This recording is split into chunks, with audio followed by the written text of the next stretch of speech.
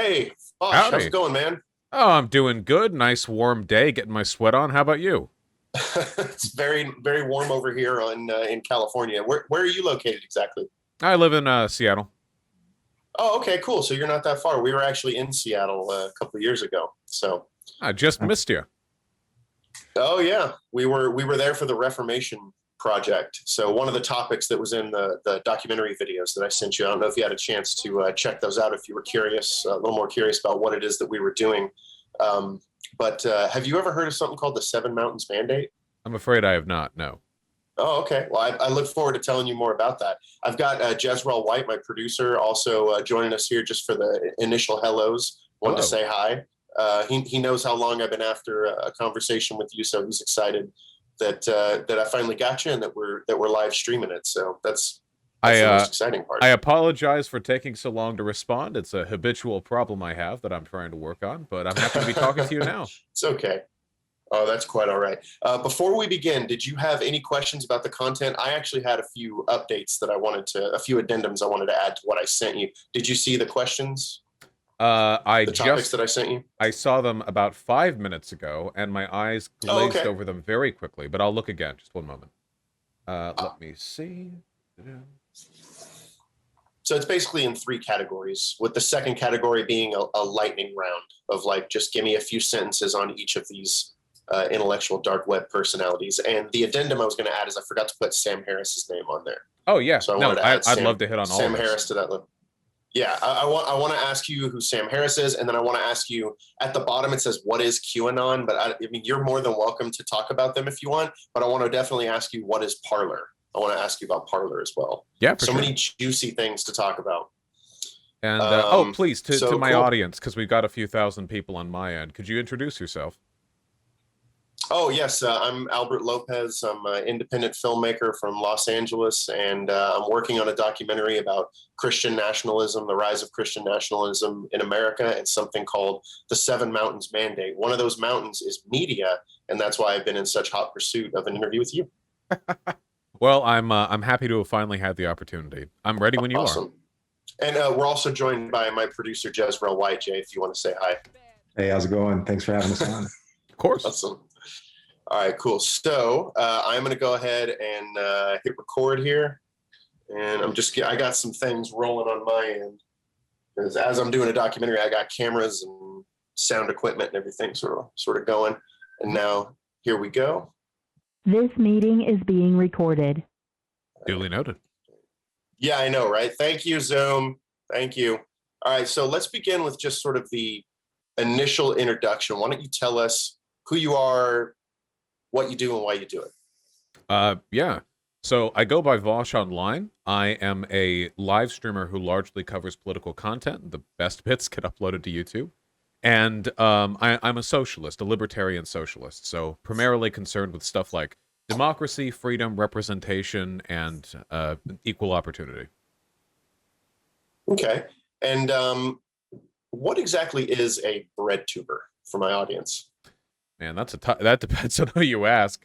Because I feels like everyone has a different answer. I think the term breadtube came about to loosely describe a collection of left-leaning YouTubers who primarily made video essay content starting back around 2017, 2018. You got all out of, it felt like out of nowhere, like all these YouTubers that would make these really well-produced video essays on a number of left-leaning topics, and they came to be called Breadtube. Bread being a reference to the Bread Book, which is a sort of foundational anarchist text. Yeah. Okay. Do you consider yourself a bread tuber, or are you more just a commentary live streamer? Like, what would you I say think you fit into that I category think I'm somewhat? mostly hated by BreadTube, so probably not. I don't know Oh, if I fit okay. into that category. No, because they like their video essays and I like my live streams. I think Okay. I'd like to Okay. think I'm on good terms with most of the people who are called BreadTubers. It's just it feels like it's a very clicky kind of label. You know what I mean? More Right. Right. aesthetic No, totally. group than it is a political advocacy group. Okay. Well, let me ask you a broader question then. This is more about the overall landscape of leftist YouTube. How does it compare to the right? Oh, it's really, really weird. The thing is with the right is that it feels like the right has all of these layers on the types of content they make. Like there will be million sub YouTubers that do gaming content and like movie reviews. And these people will be pretty right-leaning. Like their criticisms will be often like there's a minority in this movie, or like this video game pandered to the woke crowd. But they won't come out and talk about conservative policy. They'll just criticize things that have progressive, undertones. And then there's like the overt conservative YouTube commentators, and then you have like the far right, and it feels like they all work together, and it's this huge block of like disconnected but still somehow in lockstep commentators. And on the left, it just feels like there's one big blob of like vaguely progressive people who all know each other and who all get along. I think their YouTube formation is way more effective at pulling people over, frankly. Way more effective, and would you agree, way more well-funded? In some elements, yeah, for sure. Because the other benefit that they have is that there are shows on YouTube that are run by conservatives that get like direct like corporate funding. I don't really think there's a left-leaning equivalent of that. The most you could really compare it to, I guess, is John Oliver, the Young Turks. But John Oliver is not a YouTuber. He just posts video like episodes to YouTube. And the Young Turks, I'm pretty sure, are self-funded. I'm pretty sure they do all their like internal fundraising, right?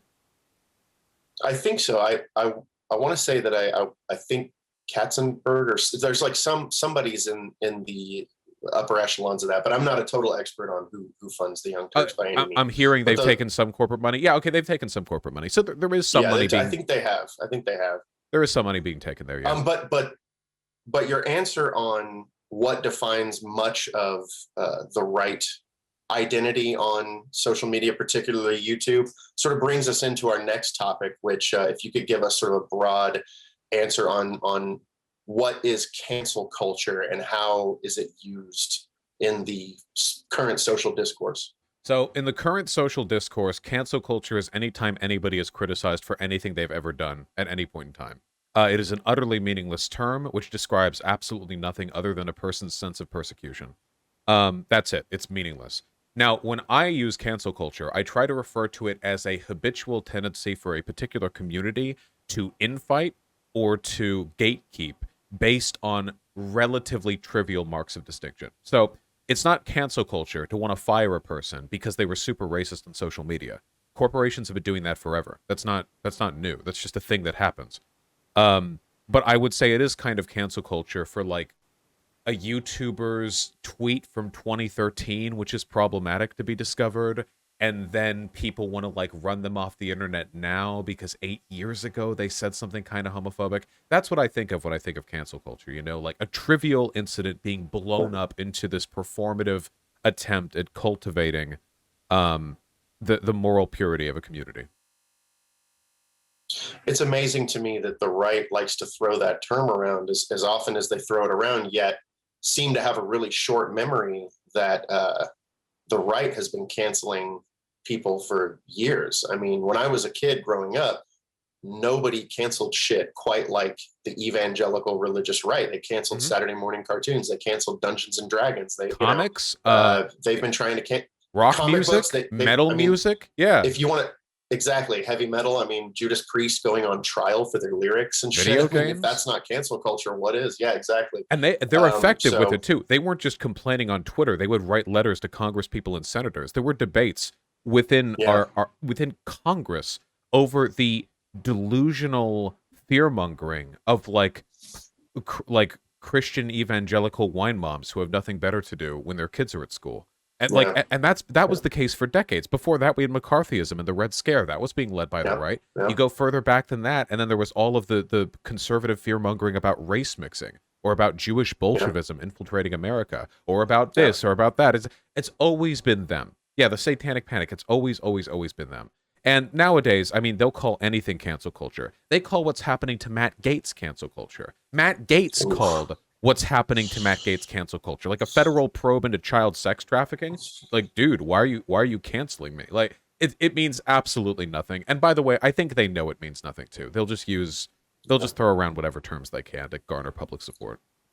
Speaking of Matt Gaetz, and we'll get into him more later, QAnon crickets, and here we have child trafficking in in politics, and they don't seem too concerned by it. So that bringing up QAnon kind of moves us into our next topic that I want to ask you about that you see that gets a lot of circulation in particularly what kind of is the fuel behind right-wing media sources, and that's confirmation bias. What can you tell us about confirmation bias and like sort of how it works with those outlets? Well, confirmation bias is a well-known, I guess I would call it a cognitive deficiency in human beings that fits into our tendency to identify patterns. Essentially, if we have a set of beliefs, we will look for information which confirms those beliefs, and we are more likely to recognize and internalize information that supports our argument rather than contrary information. Now, everybody falls prey to confirmation bias to some, extent or another. Sure. But there are certainly groups like political parties which will prey on it more often than others. That's definitely the case.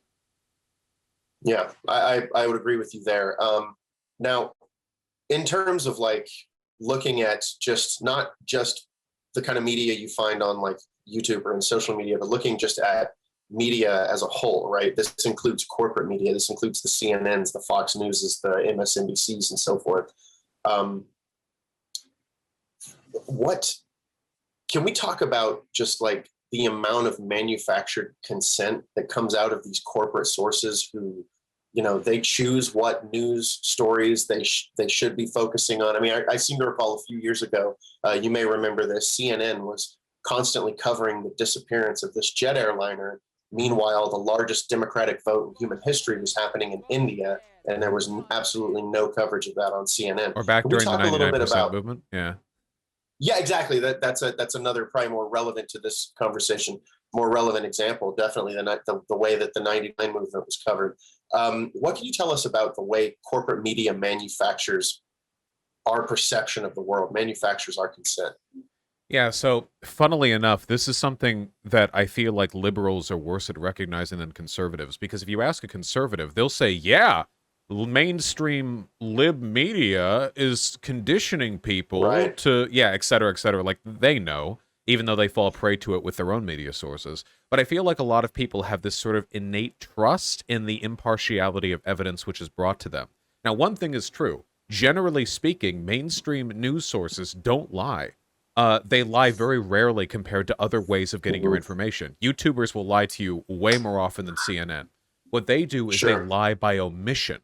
They will only present information that fits within the narrow range of acceptable discourse, subtly avoiding the presentation of information that might lead their audience towards different conclusions. So while they do have a crack team of fact checkers, and for the most part, they will get things wrong way less than other media sources, there is still a very deliberate effort, and sometimes just a product of implicit biases, that leads to a cultivation of the information that reaches you. You can see this going on all the time. The news media makes its choices on what to cover based largely on what will get them the most clicks, what will get them the highest ratings. And that's how any profit-driven news source is going to function. I mean, that's their job. They have to make money for their investors. And what that means is that stories about crime, stories about sensationalist panic, stories that keep people scared, these will always get more and more and more clicks. Stories that are good for advertisers as well. But the story of the largest labor strike in human history taking place in India, niche interest, maybe not a huge deal to the average American, so less coverage. And we get a very biased perspective of the world as a product of that. A biased understanding of other countries, a biased understanding of crime rates within our own, and a biased understanding of the partisanship in our own country. I want to add something to the last bit about partisanship, because we're in a scary new time right now where rather than like murders and crime, the sensationalism you described as being the number one selling point for most corporate news sources right now, the biggest selling point is look at what the people on the other side of the aisle are up to this week.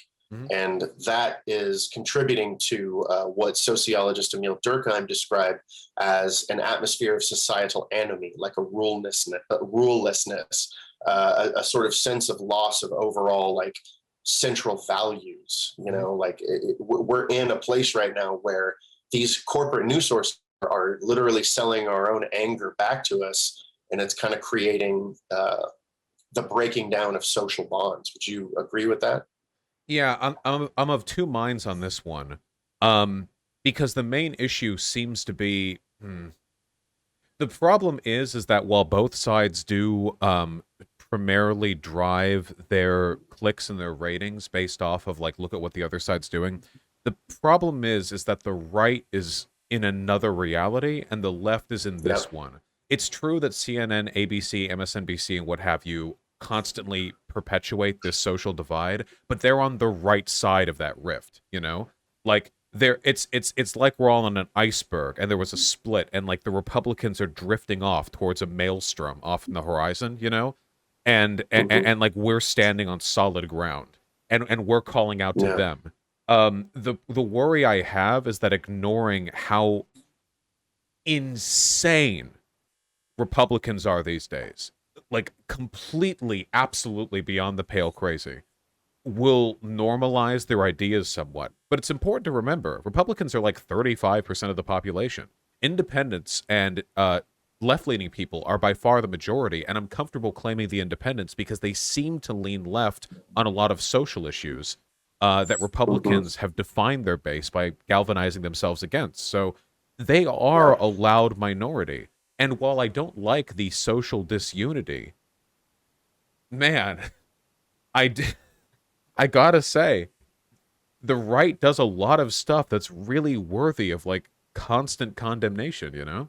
Like, what does the left do? I would like, agree with you. The right's like, oh, there was a high school where a assistant teacher came in and said that America's founding was racist, and that gets like 5 days on Fox News. Oh, gender neutral potato head, and that gets like a week on Fox News, you know? And meanwhile, like the left-leaning news sources are like, look at what the right's been up to. Here they attempted a coup.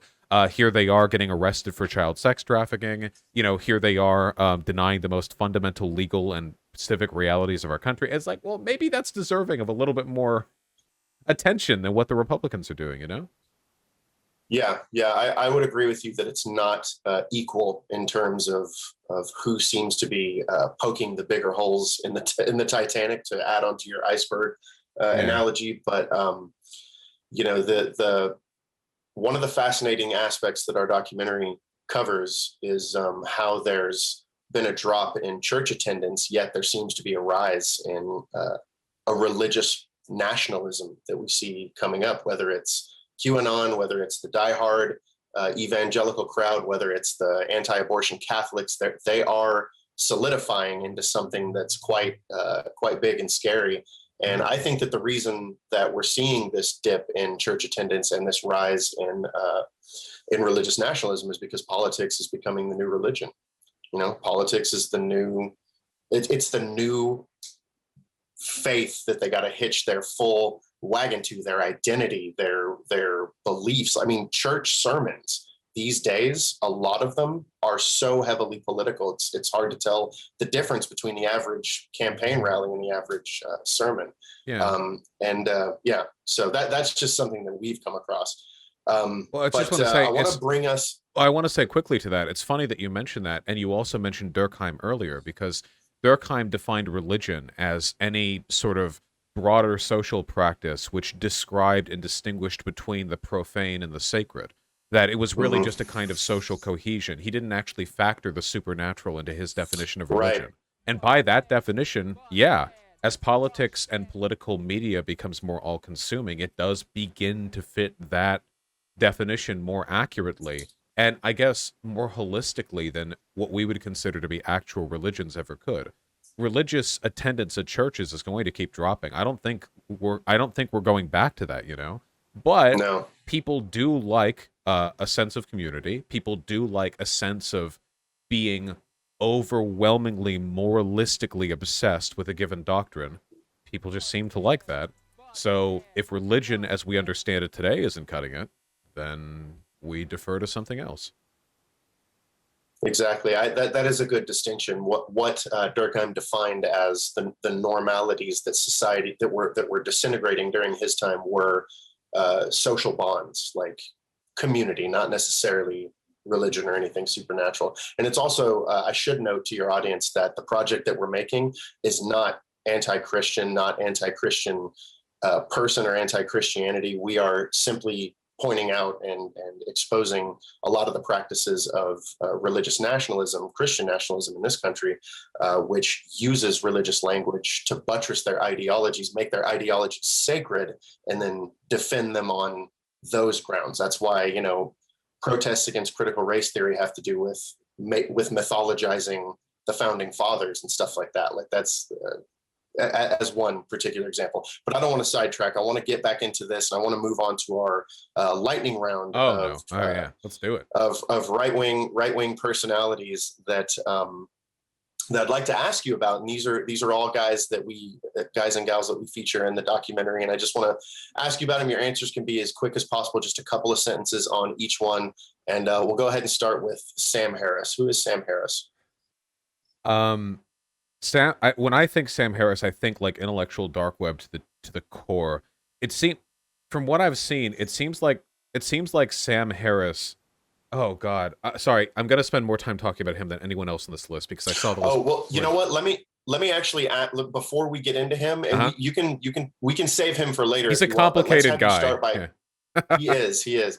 Let me ask you first to define the intellectual dark web for us. When I think of the intellectual dark web, I think of a really loose collection of generally socially conservative political commentators who have defined themselves as being, well, the term is very edgy, isn't it? Intellectual dark web. Like, okay, yeah, you really have to dig deep into the net to find J0rdan Peters0n. He really has been buried by the establishment, hasn't he? All of them, they're all very, very popular. And Joe Rogan's considered IDW. Like, is Joe Rogan really intellectual? Would he describe himself as intellectual? I don't think he would. I think Joe Rogan is a monkey man, and I think he's broke, bruh. Right. He's okay admitting that, but I think he could fit into the IDW crowd. Honestly, I just think it's a very loose collection of conservative commentators who want to brand themselves as being like this edgy alternative to the normie sheeple media that you're used to consuming. But in reality, a lot of the stuff they do and say fits very cleanly in line with broader, like, conservative policy proposals. The reason why I pause with Sam Harris is because I think that he's probably the most variable of the bunch.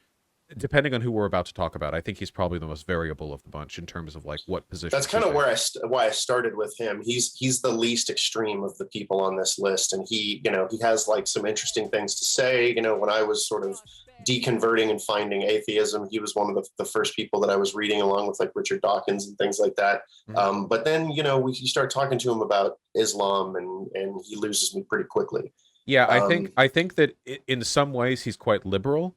The problem is there are some positions that he will entertain, perhaps ignorantly. I remember that his commentary on BLM and his commentary on race realism, mm-hmm. the presumption that there are genetic differences in the intelligence, genetically between different racial groups, that sometimes this effort at being like an intellectual, this effort at being a sort of enlightened philosophizer, it comes back to bite him because on a lot of these topics, he has no clue what he's talking about, like absolutely none. Yeah. But he'll talk and he'll ponder and pontificate like some kind of Greek philosopher on these subjects. He also is quite Islamophobic. Unfortunately, it seems like his radical anti-religious perspective ended up leading him in line with a lot of fundamentalist Christians' perspectives on Islam. So yeah, he's a part of that side of the dark web that's like the Western civilization is the Western civilization. Yeah, like which he kind of falls more into that. Feeds into a lot of conservative conspiracy theories too. That idea. Yeah. There's nothing wrong. By the way, I want to say up front, by the way, if you're like if you think that there's like value to what we generally call Western civilization and that you want that preserved and fought for, then all you really need to do is argue for the underlying ideas. Freedom of religion, freedom of speech, egalitarianism, social progressivism. If you're saying stuff like that should be protected and preserved, cool. I completely agree. But when you say Western civilization, for one, you fake a term. There's no such thing. There are tons of differences between all the countries that we refer to as being part of Western civilization. And for two, you make it out to be this like combative thing, like it's Western civilization like fighting off the Mongol hordes, which just isn't how society functions, and it's not how history has worked. So Rocky IV mentality is really what I like to call it. Yeah. Okay, so moving on to the next personality, who is Mil0 Yiann0poulos? An attention seeker, first and foremost. He's like this ostentatiously gay, very far right. I'm pretty sure that he had like a leaked laptop password that was like a reference to the year that Jews were expelled from England, and also Oh from the God. night of like the long knives. Like he's saturated in Nazi stuff. But now he's doing this whole like ex-gay arc where he's like, Yeah. I'm not gay anymore. I'm going to sign myself up for conversion therapy. I think first and foremost, he just likes the attention. He got canceled by the right for a while because he basically admitted to being okay with pedophilia. But Yeah. the right clearly doesn't care that much about that. So now he's just going on all these like super far right Christian fundamentalist shows. And they're like, yeah, you used to be a degenerate sodomite, right? He's like, yep, yes, I was. But now I've accepted the light of Christ. And it's actually really funny. I hope he's doing okay, you know? Yeah, I mean, it does sound to me like a grift, and I actually heard this yesterday at the time of us recording this interview. I heard yesterday that he's starting a conversion therapy center. Like he's actually trying to get one of those going in I wonder Florida. if he'll So be, is he going to be like the first patient in that center, you know? I don't know. The next thing that came to mind was like, I can't wait for the announcement that he's marrying a woman, you know, like I'm sure that's going to come out in like the next like year or so. He's going to announce his engagement to someone or something. I don't know. This may come off it as wouldn't surprise me. yeah, this may come off as invalidating or whatever, but personally, I just think he's trying to get back in the good graces of the far right. I Because agree. he got canceled essentially for what the right would call degeneracy, right? For the pro-pedophilia stuff that he said about like little boys and church ministers and what have you. Priests and shit. Yeah, yeah. So now by being like this straight protector of traditional social values, maybe he's trying to get in their good graces again. I have no idea. It's really really weird. Well, speaking of rubes, let's move on to Dave Ruben. Who's Dave Ruben? As far as I can tell, he's the product of some kind of experimentation to produce the world's least intelligent human that was still capable of breathing and maintaining a heartbeat. He blocked me on Twitter a while ago because I expressed essentially this sentiment to him. He's every time I see a clip of him, I'm like waiting for Tim and Eric to jump in from off camera to like do a little dance and commemorate the skit, like, you know. But He it never happens. It keeps. he is kind of the Dr. Brule of YouTube, isn't Exactly. Yeah. No. He is. He's incredible. He's like a miracle man. I actually haven't covered him that much in my channel because it feels like low hanging fruit. It basically, I don't know if he. It doesn't seem like he like really believes anything. He just seems like a really dumb guy who knows that he gets more money when he brings conservatives on his show and just kind of like agrees with him. You know. So Yeah. Yeah.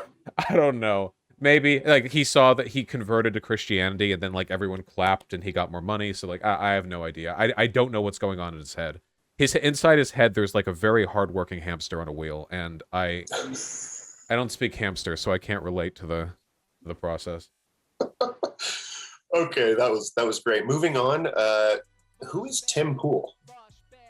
Actually, I'm going to see Tim Pool pretty soon.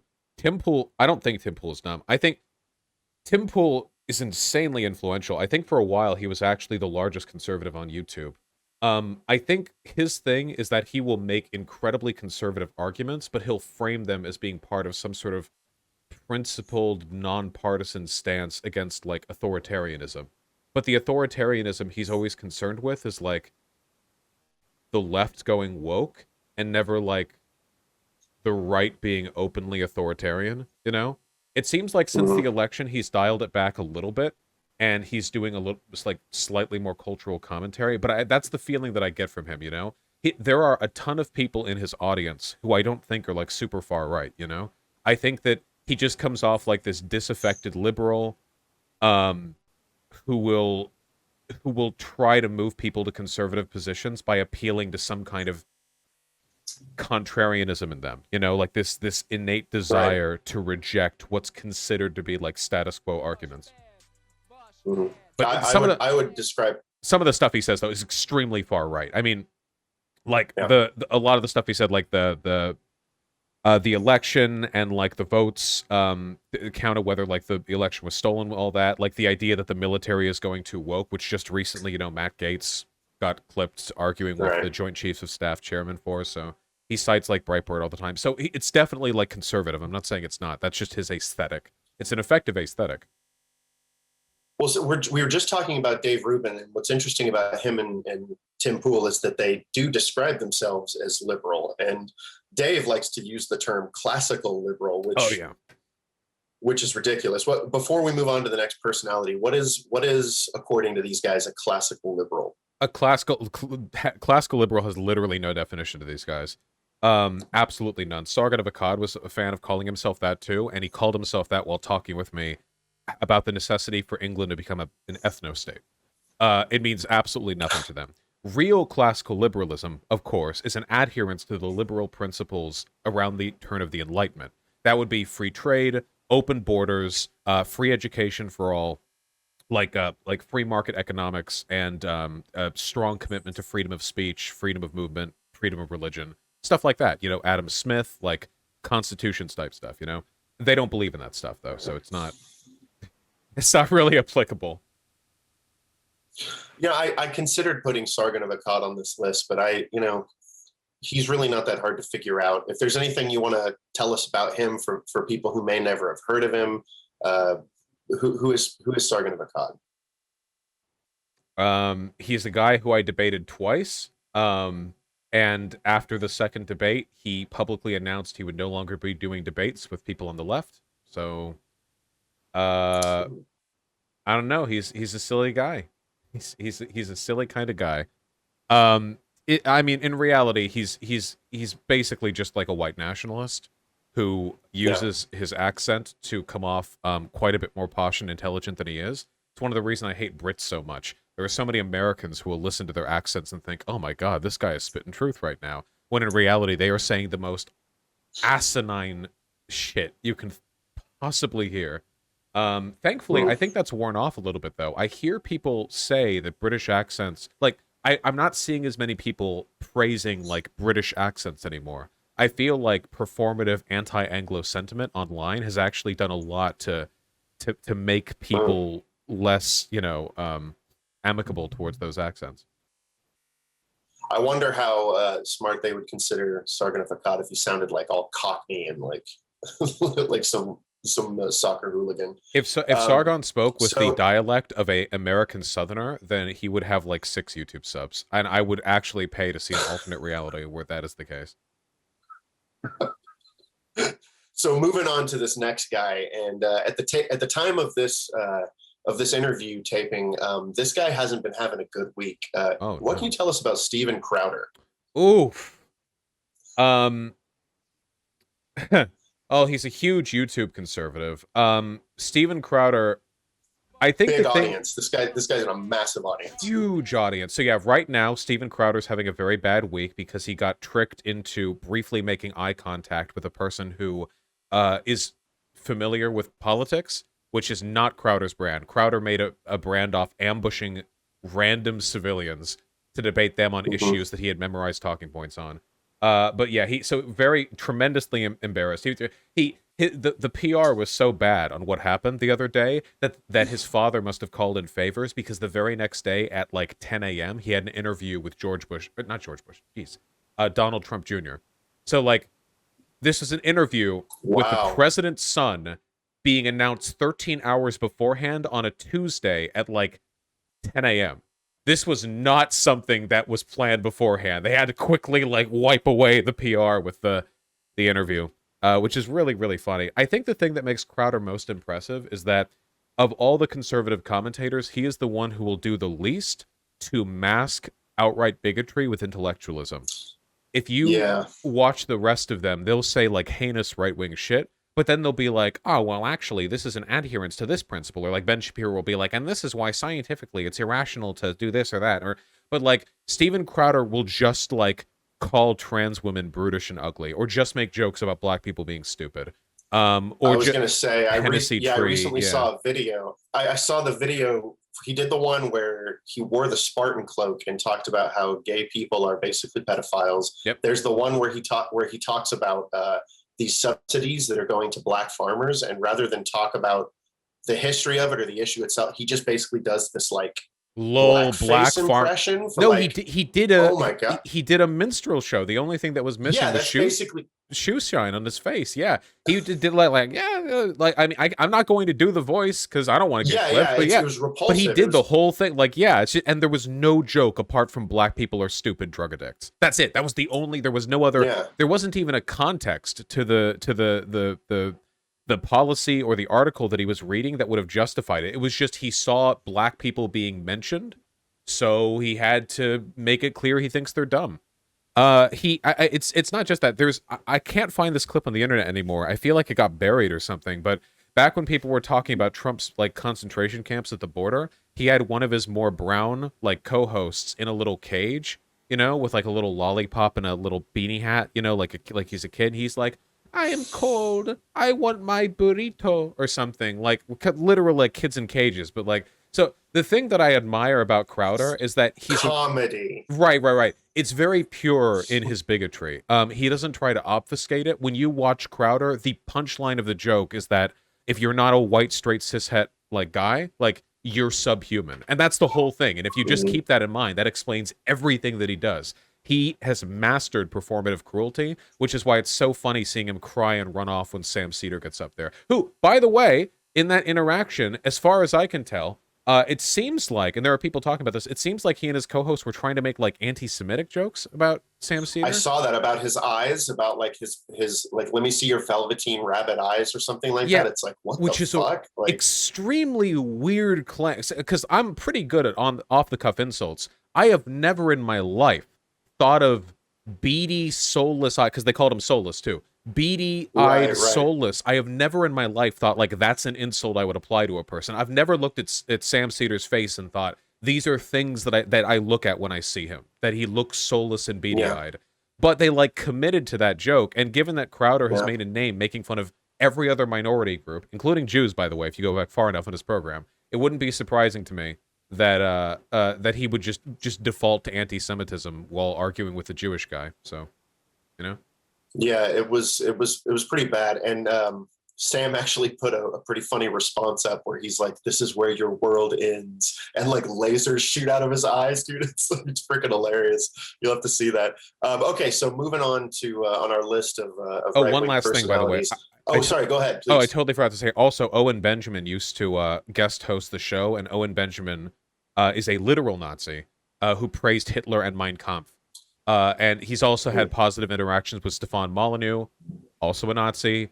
Gavin McGinnis, at the very least, in the ballpark, the periphery. Right. So it's not just him; it's that he's like in this broader circle of people who, you know, who are at the very least suspect in their opinions on minority groups. So, yeah, like I said, he's very pure in his condemnation of minorities.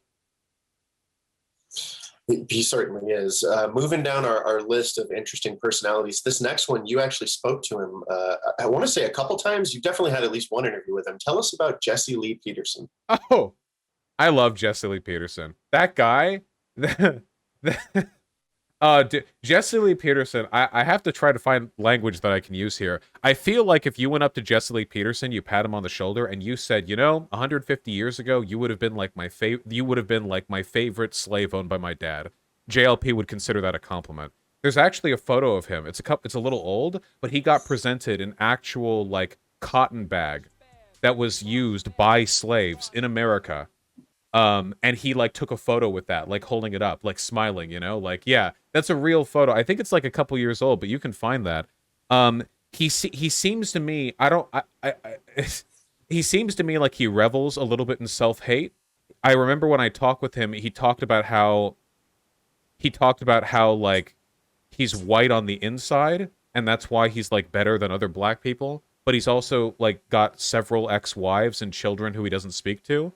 And about them, like when pressed on it, it seems like he gets mad, or like there's a little bit of like, maybe I was too black to avoid that kind of thing. He is very strange. Will say though, in person, great handshake, very friendly guy.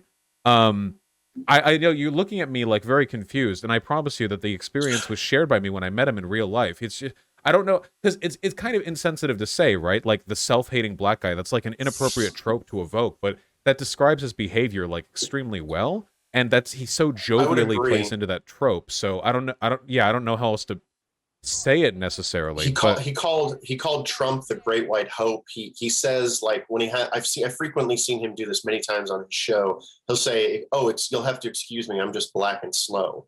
And I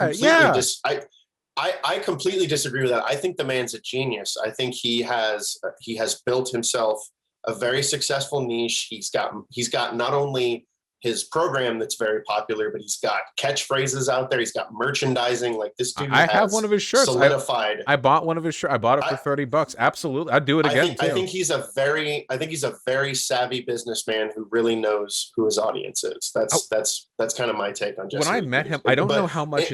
Oh, sorry. I mean to interrupt. I was going to say, it should be noted that in addition to the self-hating stuff, he's also a vehement misogynist.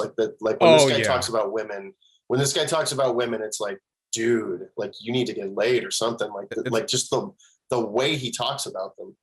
Very barefoot and pregnant stuff there. Mm-hmm. There's so much to talk about with him. The problem is he's so disarming. When you meet him in person, like, he never like passionately argues for anything, really. Sure. He just kind of sits there and laughs, and he'll just ask you like a dumb question, you answer it, and he just asks you another dumb question. There's not like a through line. Are you a beta male? Yeah, are you a beta male? And you'll be like, no. And he'll say, I think you are a beta male. You'll be like, oh, all right. And then he'll just move to the next one. He doesn't, it's just from point to point. He's great. I do think, though, I wonder how much he's being, like, groomed by his managers, because when I talked to him, he did not seem like he was all there. Like, really, really cute, like, funny old guy energy, but in terms of the sinister businessman stuff, I wonder if there are people who are using him for that. You know what I mean? Like, he's just a radio show guy, but there are other people that are, like, puppeteering the business end of things. Yeah, I mean, hey, it very well could be. Moving on down the list to the next person. Who is J0rdan Peters0n? No relation, but who's J0rdan Peters0n? But how good would it be if there was a relation? How good of a world would that be? I think that J0rdan Peters0n is very effective. He's a pop philosopher is what he's known for. I think that J0rdan Peters0n is extremely effective at being a substitute dad for guys who feel a little bit lost in life, and giving them very, very conservative political messaging in the form of self-help advice. So there's a lot of stuff that J0rdan Peters0n will do and say that affirms conservative outcomes, but he won't commit to the aesthetic or to the conclusion of the conservative argument.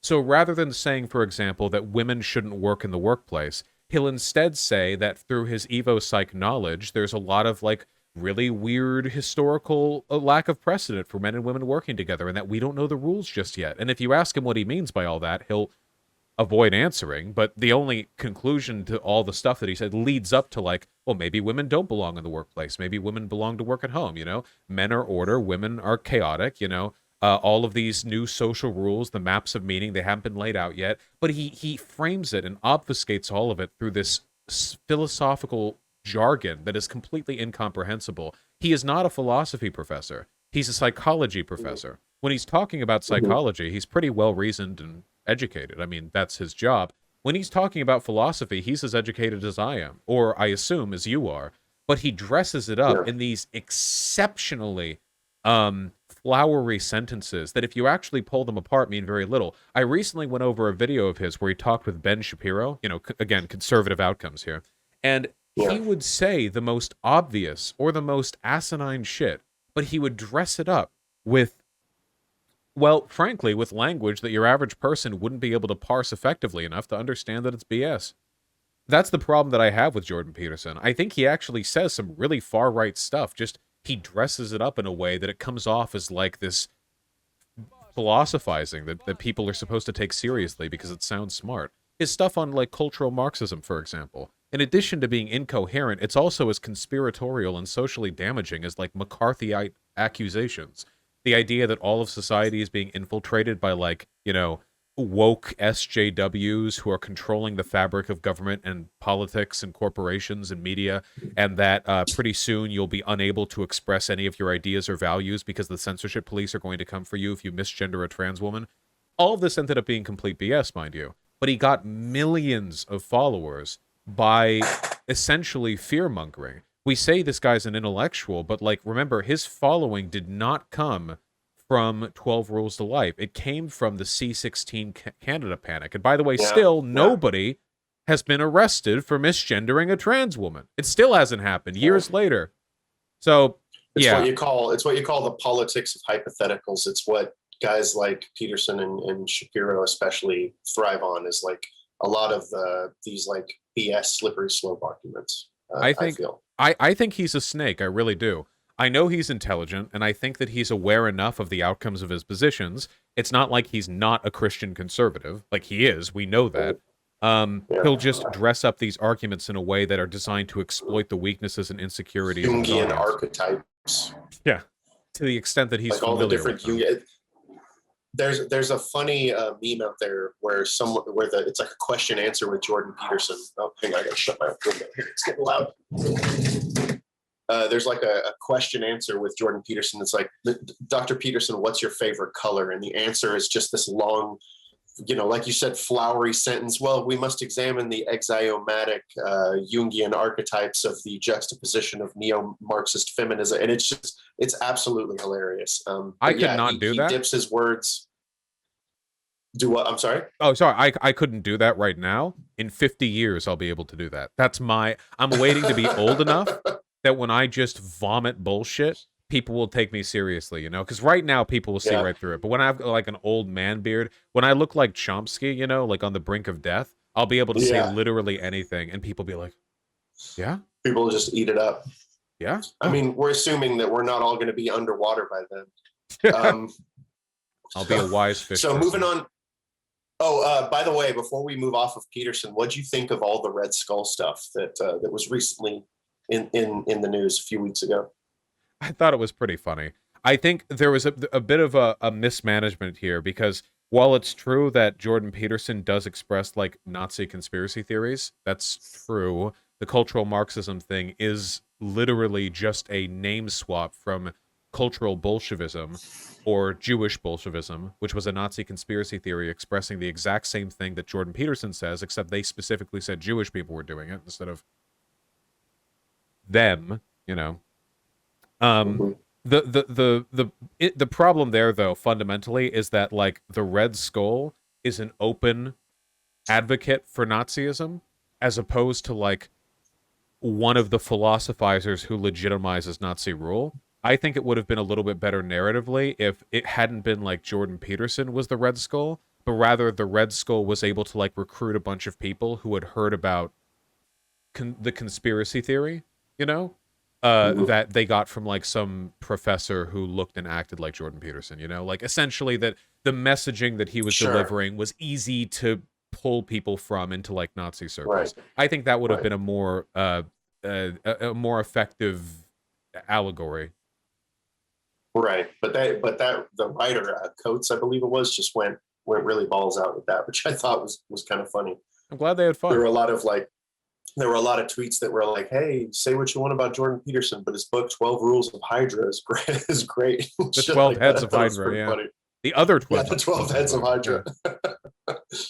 So moving on, who is Ben Shapiro? I mean, he's the guy, right?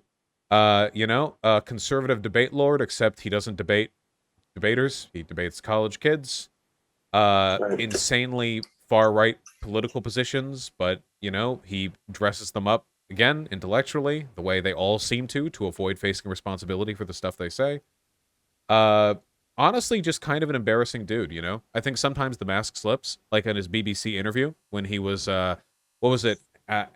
Was it Andrew Neil? What was the name of the BBC interviewer? I'm blanking on his name right now, but yeah, Andrew Neil. I know what you're talking about, though, where he just completely loses it. Yeah, I think that Ben Shapiro is like a mediocre kid who couldn't cut it in Hollywood and took his grudge with him as far as it could go. And the problem with that is that you do not need to meet a very high bar of intellectualism to be impressive to conservatives. So he works fine. And he's still pulling off this like child prodigy aesthetic, but he's like in his 30s now, Like that's how everyone talks about him. Like he's some kind of prodigy, Like he's this very smart young boy whose big brain is challenging the liberal elite. But it's like dude is a decade older than I am. Nobody would call me a child prodigy. They don't say child prodigy. You get what I mean, though, right? Like the way people talk about him, like he's this young, edgy interlocutor who's here to mix things up, but not really. He's a suit-wearing conservative and a millionaire who lives probably on a big old estate and goes down to a radio show where he does essentially what Glenn Beck did, just a little bit less frothing at the mouth crazy. And all right, okay. Hope I get the chance to see him one day. Do you know much about the Wilkes brothers who were behind his operation? Have you heard about them at all? I know them just vaguely as one of the powerful and wealthy people who make life a lot harder for us, but beyond that, not really, no. They, from what I was from the research I've gathered and from the reporting that I've seen, a lot of people do.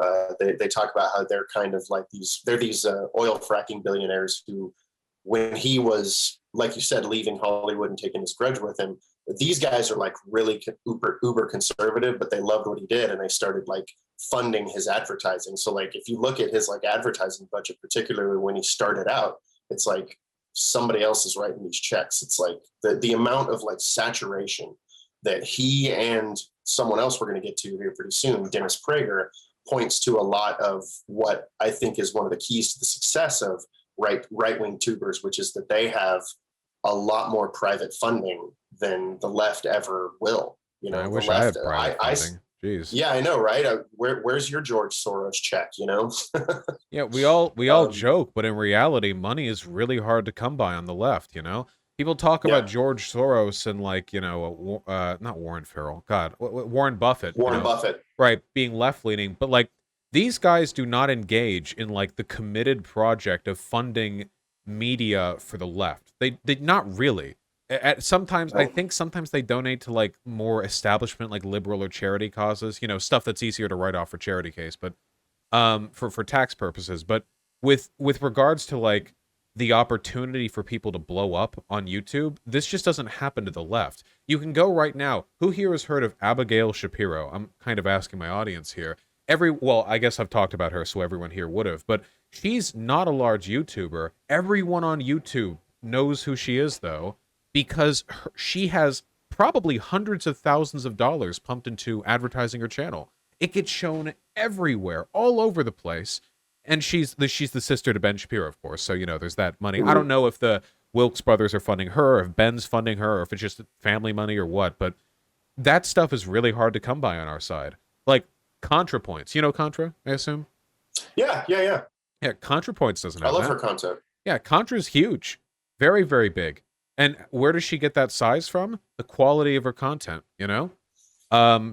She doesn't get high-profile debates or discussions with huge, like, lefty or liberal commentators to, like, fund or promote her.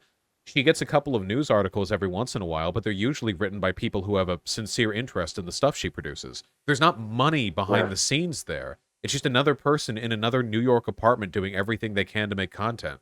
The way conservative circles just pump money into their projects is, well, it's enviable. It's something we need more of, frankly. It's why I get so mad at, like, lefties online who get mad when commentators make a lot of money. Like, what? We can use that, you know, potentially. That can be very beneficial to us. Oh, Baltimore? Baltimore, sorry. Yeah. Not New York. You know, when you consider that Ben Shapiro first wanted to make it as a screenwriter, and when you consider how many crappy movies Hollywood puts out per year, it's a shame no one bought his shitty screenplay and spared us, you know, what has been the last, like, I don't know, 10, 15 years of what he's been doing. It's a shame that he's just... I've read, I haven't read it, but I know some of the content. If you're referring to this particular book, like the opening passage is about how a debate or a conversation, like you have to like defeat your opponent like it's a battle or something like that, or like it's a fight or something. Now, he wrote a fiction book where it was like following the stories of 5 characters, and like, oh my god, it was so racist. One of them was like a black drug dealer who was complicit in staging a kid getting shot by a cop to feign like a BLM uprising or something. Like this little 9-year-old kid got shot, and actually the 9-year-old kid got shot because Deshaun Williams gave him like a lollipop to be there and to get shot by the cop while looking menacing or something. And like after the cop shoots the kid, the cop is like framed like so heroically too. After the cop shoots this child, all the black people like start like coming out of like the hood to like stare at the white cop, and they're described like animals in the book, like the way like you make a noise in the jungle and wolves start popping up from the bushes. Like I can't. It's incredible. Really, really phenomenal stuff there, and terribly written too. Not surprising he wasn't able to cut it in Hollywood. Yeah, yeah. Well, I'm looking forward to whatever he and Gina Carano cook up. I'm sure it's going to be hilarious. Yeah. Moving down the list, you already covered Abby Shapiro. I want to ask you about Tomi Lahren. Who's Tomi Lahren? Is it Tomi Lahren or Tomi Lahren? I've always said Lauren. It might be Lauren. But you know who I'm talking about. Yeah. I haven't actually. I actually haven't covered her that much on my channel. Hold on. Let me make sure that I think there are like 3 people who look similar to her, so I need to make sure I'm thinking of the right person. Just a second. Okay. You'll recognize her when you see her. Yeah. Okay. I always she just was really anti Colin Kaepernick and is like anti BLM and. Yeah, I just get like racist Barbie vibes, I guess. I don't know. It feels like the world is trying to generate a new Ann Coulter, and there have been like several attempts, and it's like they'll all have to eat each other eventually, and the one who survives will become her. That's the vibe that I get, really. She's a little bit more legitimized than a lot of other, because she's on Fox, you know. She's more legitimized than a lot of the other commentators that we talk about on here, which is a little bit scary because I feel like she's no less far right than the rest of them are. She just dolls it up a little bit as like the affable, like no nonsense conservative woman who's here to tell it like it is vibe. There aren't that many outspoken conservative women, in their space. So there's probably also a bit of the casual simping that she gets that probably promotes her a little bit. That's true though. You say that, but like in conservative circles, like the way they talk about their female content creators is disgusting. You can go to any forum or any discourse they'll do, and like you can see it in their memes too. Like, our conservative girls are hotter than your liberal girls. It's must be exhausting to be like a prominent conservative woman, because I feel like that has to you have to be like a commentator and a model at the same time, and if you're not, then they will absolutely trash you. Must be terrible. Yeah. God, yeah. I mean, it's quite sad. Oh gosh, what was I going to say? I just had a funny comment. I'm just totally brain farting on it. Moving on, I want to ask you about, and we're going to spend a lot of time talking about this last guy on the list. Who's Dennis Prager, and what is Prager University? Dennis Prager's a really funny guy. He's like this really old boomer. I feel like he's cut out of time a little bit here, He feels like he would have fit really well as like a host of like a late 90s or early 2000s conservative shock jock radio show.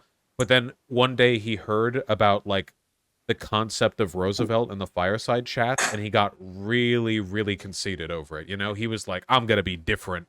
I'm going to be better. He's the thing that I always associate with him more than anything else is that I think he's like pro-rape, and he keeps making articles and videos to support it. He's written articles on like why wives should put out even if they don't want to for their husbands, and he's written an article on like why women shouldn't be offended if men like leer at other women when they're out or something. It seems like every once in a while he gets into an argument with his wife. He quickly types up an article and then he like shows it to her, he's like, hey, look at what this study says. Yeah, look at this. Hey, come on. See, look at the guy. He's like hiding the author with his thumb, like from the printout, he did a screen print too, so you can see like the taskbar at the top and like the icons at the bottom. As for Prager University, it's basically just like very well edited 5-minute video essays, in the vein of like the kind of thing that you would expect a legitimate like law organization to put out for like training modules for people, The problem is that everything inside of them is absolute dog shit. We actually went over a Prager University video once that was implicitly pro-slavery. They were arguing. I was going to ask you about this one. Yeah. Yeah, they were arguing that statues of General Lee should stay up, and the Confederacy, and, Civil War general. Yeah, and they were like, here's why it should stay up. Robert E. Lee put down a slave rebellion, killing the radical abolitionist, this radical John Brown. Yeah, John Brown. Yeah, I want to make sure I didn't forget the name, but yeah.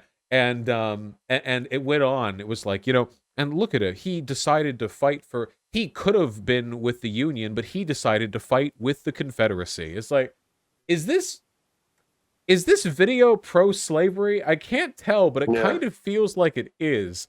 And then afterwards they celebrated him because he said he wanted education for black people, but he still didn't think they were as good as white people. The video didn't frame it as though he was an interesting historical figure. They were the way it was framed made it sound as though these are affirmations, testimony to his moral worth that we celebrate by keeping up, And it was very, very strange. Funnily enough, after that video was criticized on my channel, broader criticism of it blew up, and then they took it off Twitter. So I wonder if that one was actually a bit too spicy for them, They really were. It seemed like they were going after the lost cause crowd with that that video. I mean, not only do they, as you say, praise General Lee for taking down John Brown, but then they play this weird 6 degrees of Kevin Bacon with him and George Washington and Martha's Vineyard, and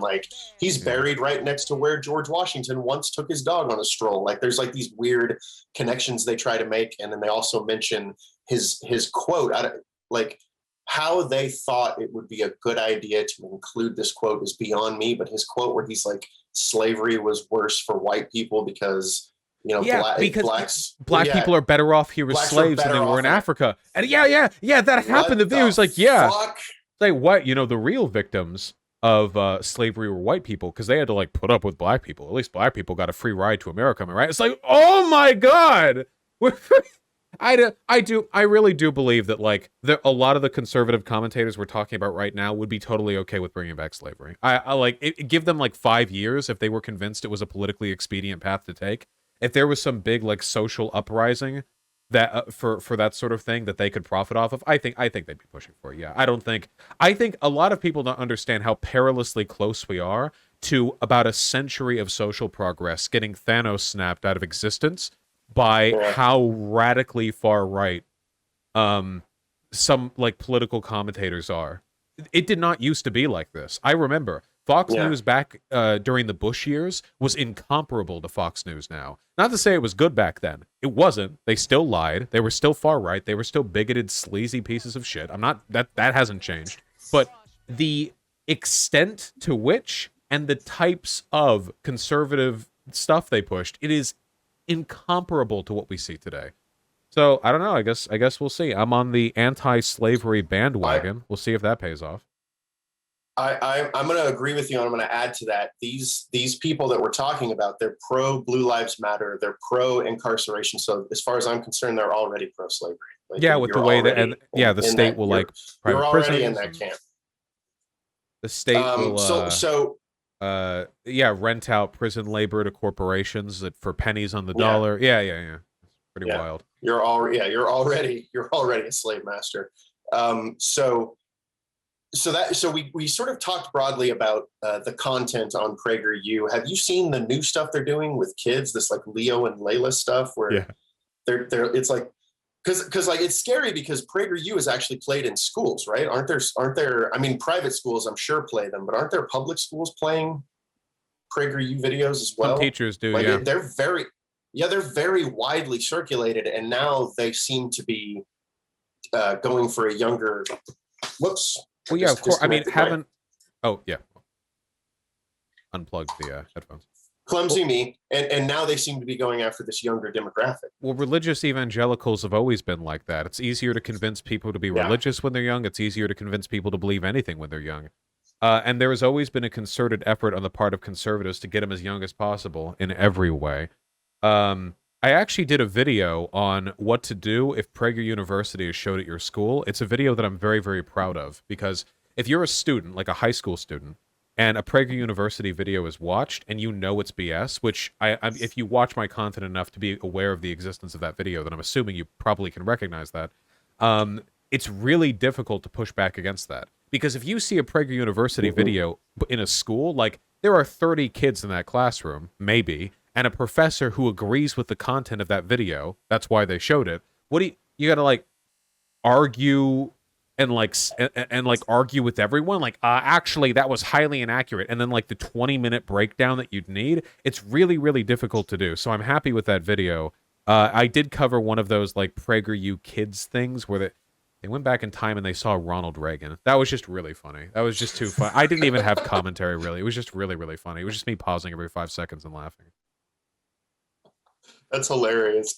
Speaking of Ronald Reagan, it's a great segue into the last segment of our questions, which have to do with politics. But before we do that, I want to give you that anecdote that I completely forgot about a second ago. When we were talking about Tomi Lahren, you mentioned Ann Coulter. I actually had a funny encounter with Ann Coulter once. Yeah. I live and operate out of Los Angeles, and I was walking to work. I had parked my car a few blocks from where the office where I do post-production was located, and there are a lot of nondescript, like, various office buildings in this part of Los Angeles. It's like the Santa Monica area. And I swear to God, maybe 20 feet away from me, Ann Coulter comes walking right out of one of these doors. She must have done like a remote segment or something, comes walking right out, walks right up to her car. And I blurt out loud, "Oh my God, that's Ann Coulter." And she looks right at me, and it was chilling. It was like being found by the eye of Sauron. That's how I would describe it. I literally just kind of went limp and just dropped to the floor like Frodo. It was terrifying. So bringing us into the last segment of the discussion, I want to talk about politics a little bit. And we'll start with this question about the American Democratic Party, the current DNC. Is the American Democratic Party really as radically leftist as the current GOP likes to paint them? No. God, no. No. Christ. Look, I don't like when we're talking about the disposition of, like, and I say this with bias because I'm a socialist, but when we're talking about, like, the disposition of political parties, I think it's generally more useful to talk about the individual things that are being supported than some sort of holistic, ill-defined, vague notion of how far right or far left something is. Now, I've talked about how far right the Republicans are these days, but I can explain that with this policy, that policy. It's what we're talking about. Like, this is what they say, this is what they support. With the Democrats, like, what are we really getting here? First of all, like, okay, Juneteenth's a holiday. That probably should have been the case a while ago. In fact, Charlie Kirk was celebrating the idea of Juneteenth becoming a holiday back when Trump was the one proposing it. But now he hates it, now that Biden's proposed it. No principles, these people. So, like, the only reason they don't like Juneteenth is because it's a Democrat doing it, so it's them being anti-racist, rather than a Republican doing it, in which case it's them being, you know, owning the Dems by being more anti-racist than them, because it's always, like, one-upping. So we have that, and apart from that, like, trans people can be in the military, and our border is adhering to international laws concerning the treatment of asylum seekers. Our wages might rise in the future. Federal employees' wages rose, which they should have a long time ago. We might be on the path to a healthcare plan, but maybe probably not, honestly, with how things are going. We're going to get an infrastructure bill. Like, this is far left. Every other country on earth is doing these things. Serious. Every other country with enough money to do these things is doing these. Like, this is crazy far left. Like, okay. The problem is, and Republicans know this, they don't have arguments against Biden's policies, so they have to bring it back to the culture war. Tell me, how much exactly do Republicans talk about the details of an infrastructure plan? Something which, by the way, Trump said he supported during his 2016 and 2020 presidential runs. Trump also said he wanted an infrastructure plan to fix America's crumbling infrastructure. He didn't do it, of course, because he didn't do a lot of the things he promised. Biden says he wants to do it. Now it's socialist. They don't actually care about any of the policies. They care about the letter next to the name of the official who is proposing them, and it's as simple as that. And they always focus on this culture war stuff as a distraction, too. Gender-neutral Mr. Potato Head, critical race theory, a collegiate theory being taught to a fraction of our college-educated students, is now everywhere, apparently, but they can't define CRT. So apparently it just means any form of It means anti-racism. anti-white.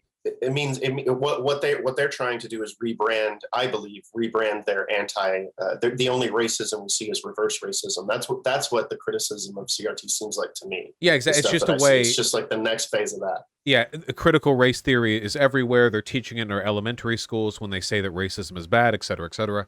Like, they'll pull it to the culture war arguments because if Republicans, and I'm begging them, by the way, I'm on my hands and knees, I'm pleading. I'll suck their dicks if they want. I don't know what they want or need from me. Can I say that here? Is that...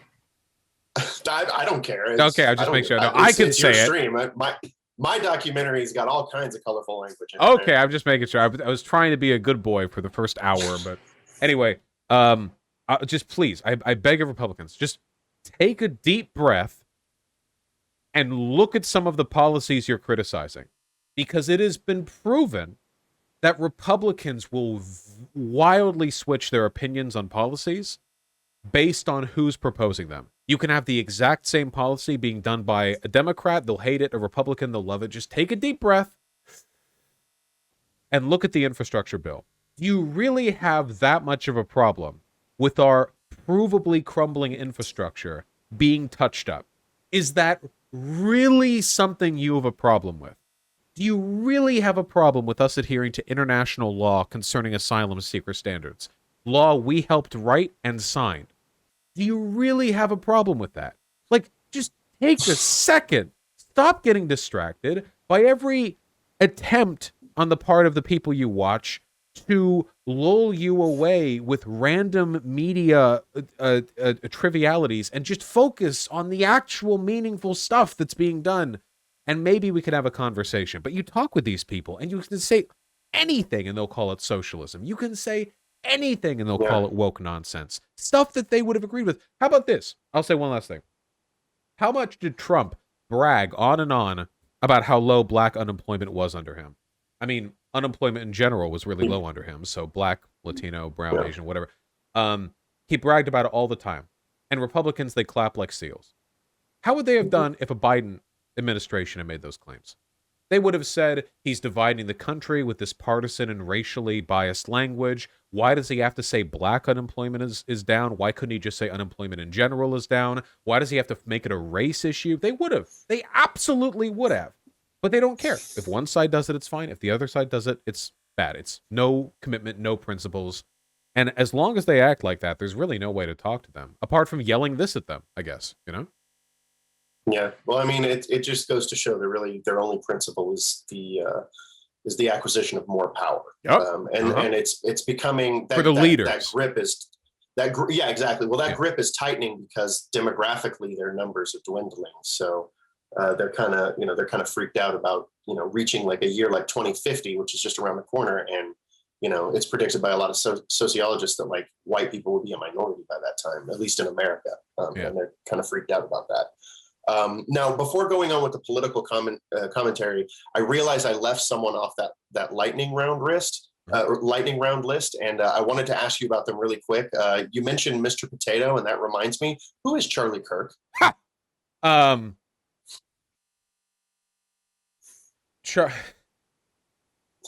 Earlier, I called Shapiro a fail son before, but I feel like Charlie Kirk is much closer adherence to that particular definition.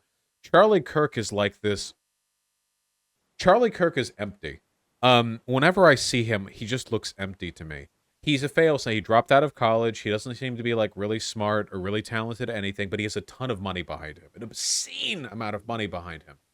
And from his position of like e-boy child prodigy, like commercial viability, he's now one of the strongest links between conservative online content creators and the actual Republican Party. When you actually listen to him talk, like I don't think he actually believes in it. I think that Charlie Kirk is like American Psycho a little bit. He's like the movie, not any character in the movie, but he's like the movie itself a little bit. You look into him, and you think for a moment you might see in his face a reflection of yourself, but there is nothing. I don't think he believes in anything, and I don't think he thinks we believe in anything either. And I mean that more with him than anyone else. He was the person who I said was like bragging that Trump was going to institute Juneteenth back 1 year ago. exactly 1 year ago. And now today is saying that Biden is destroying the country by making Juneteenth now. I think when you go down the road far enough into very, very far right or very authoritarian ideologies, you run the risk of beginning to believe that nobody actually believes anything but power. And once that happens, you're not really like a person anymore, at least not in terms of discourse. Because once you no longer believe in anything, you assume nobody else believes anything either, and you're just a shell, like walking around. That's the feeling that I get from him, you know? And a lot of the other conservative commentators. But man, does Charlie Kirk hit those flags with me. He'll be anything he needs to be at any given moment. And I do not know what he thinks when he sees himself in the mirror. This sounds like armchair psychology, but like legitimately, the way, like, I don't know how anybody can like look at his portfolio, the stuff that he said and done, and think, yes, this is a person who has clearly defined and worthwhile positions on any of the issues that I care about.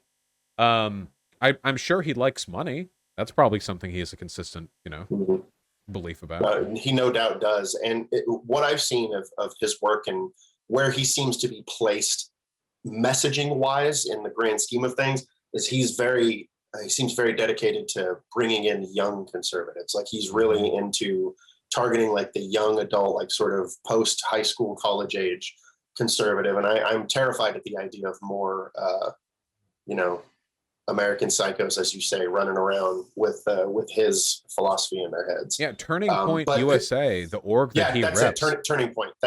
It's literally an organization designed to funnel like Republican Party donor money towards the effort of astroturfing conservative advocacy on college campuses to influence student elections so they can disenfranchise progressive and left-leaning activities that the student government has control over and enfranchise more conservative ones.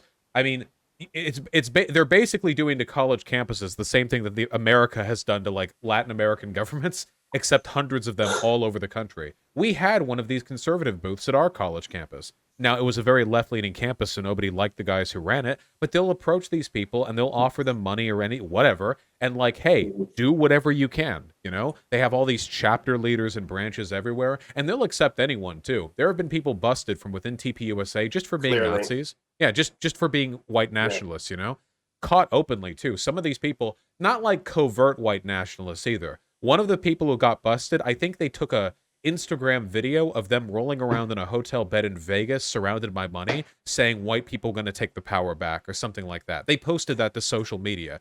This is not somebody who can hold together a conversation for 5 minutes without giving away they're a white nationalist. But they were one of the chapter leaders.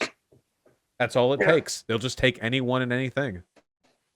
Yeah, I completely agree with you on that. Now, going back to the political questions as we get close to wrapping this up, we were talking about how false it is to label anything the Democrats are doing as radically left. My next question to you after that was going to be, is there even a left really left in American politics these days? Like even someone like Bernie Sanders. I went to Bernie Sanders' rally when he came to Los Angeles. It was the primary rally. And I shot footage. I had a great time. His speech filled me with tears. But when you look at the political spectrum, Bernie's kind of barely left of center, right? He's not this radical leftist that many people, I'm not discrediting anything he's done. He's certainly fought the fight. He's certainly done his thing. And I'm glad that he was able to shift the Overton window a little bit. But in terms of like radically left politicians, is he really the most radically left one we have? Well, in America, I think that's the most left wing we can get. I don't think, because the thing, we're not like, 1930s China, like Mao running around the countryside getting farmers to join the peasant rebellion on Washington or anything. It feels like if we're going to have real left leadership, it has to come from the top down, unfortunately. It's very antithetical to how left organization has happened in the past, but we saw what happened with Occupy Wall Street, we see what happens now that I'll put it this way, okay? Bernie Sanders lost 2020, and I felt like half of the online left killed themselves, like the hour after that happened, okay? This is not a movement that's capable of sustaining itself without centralized leadership. And I don't mean that in some weird authoritarian way. I just mean we need like a leader who represents our values that people can organize around. The problem is, it looks like at the moment, the Justice Dems aren't capable of fulfilling that role. They do good work, and I respect them for the work that they do, but they're in the sauce a little bit too much, it seems. They're politicians, not activists, which means that their behavior and their language is going to have to be muted somewhat by the necessities of their work. And I think that's fine. That's part of their job. But we need an activist. We need some ostentatiously charismatic person or group of people who can centralize left-leaning organization. The right has this. There are dozens of petty dictators in the Republican Party vying for control, with Trump obviously being the most prominent of them. But when Trump dies, somebody else will be the next, grand poobah. But over on the left, Bernie will die sometime in the next decade, probably, and it's going to really suck.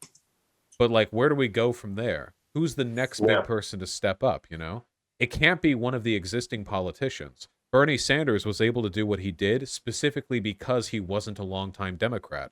His history as an independent legitimized him significantly as somebody able to reach across the aisle. So where do you go from there?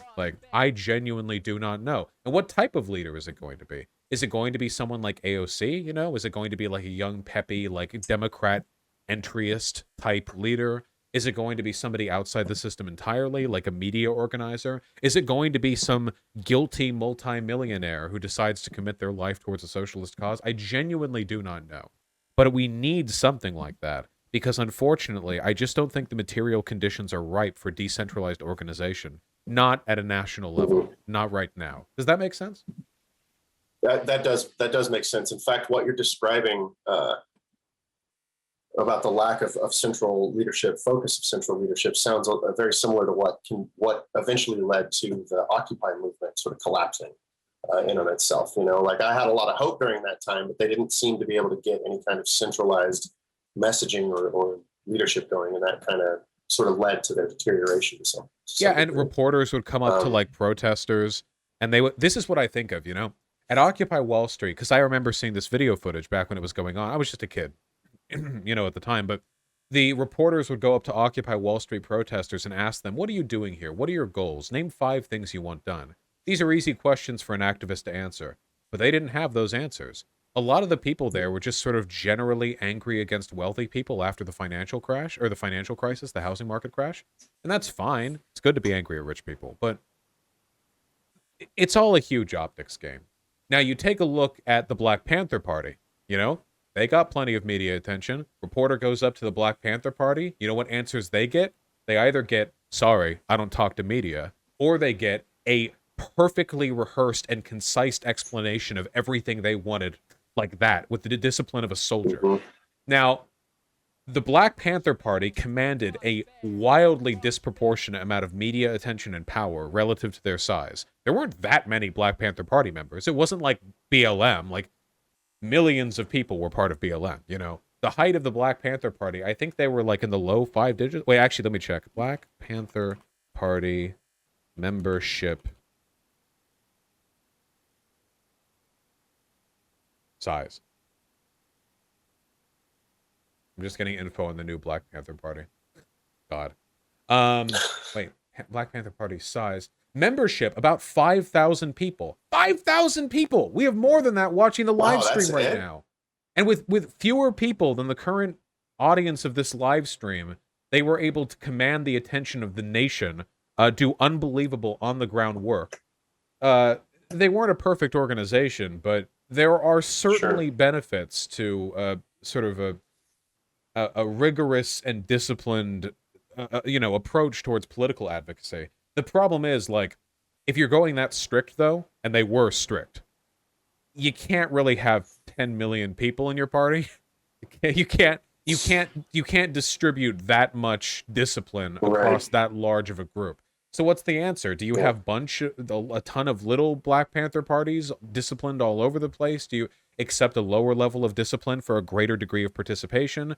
Or, and this is what I would like to see, this is my dream, if we had real control of the airwaves. If there was some foothold we could get, real mainstream media attention, the kind of stuff Bernie Sanders was able to command back during both of his primaries, and turn that into a well-organized movement.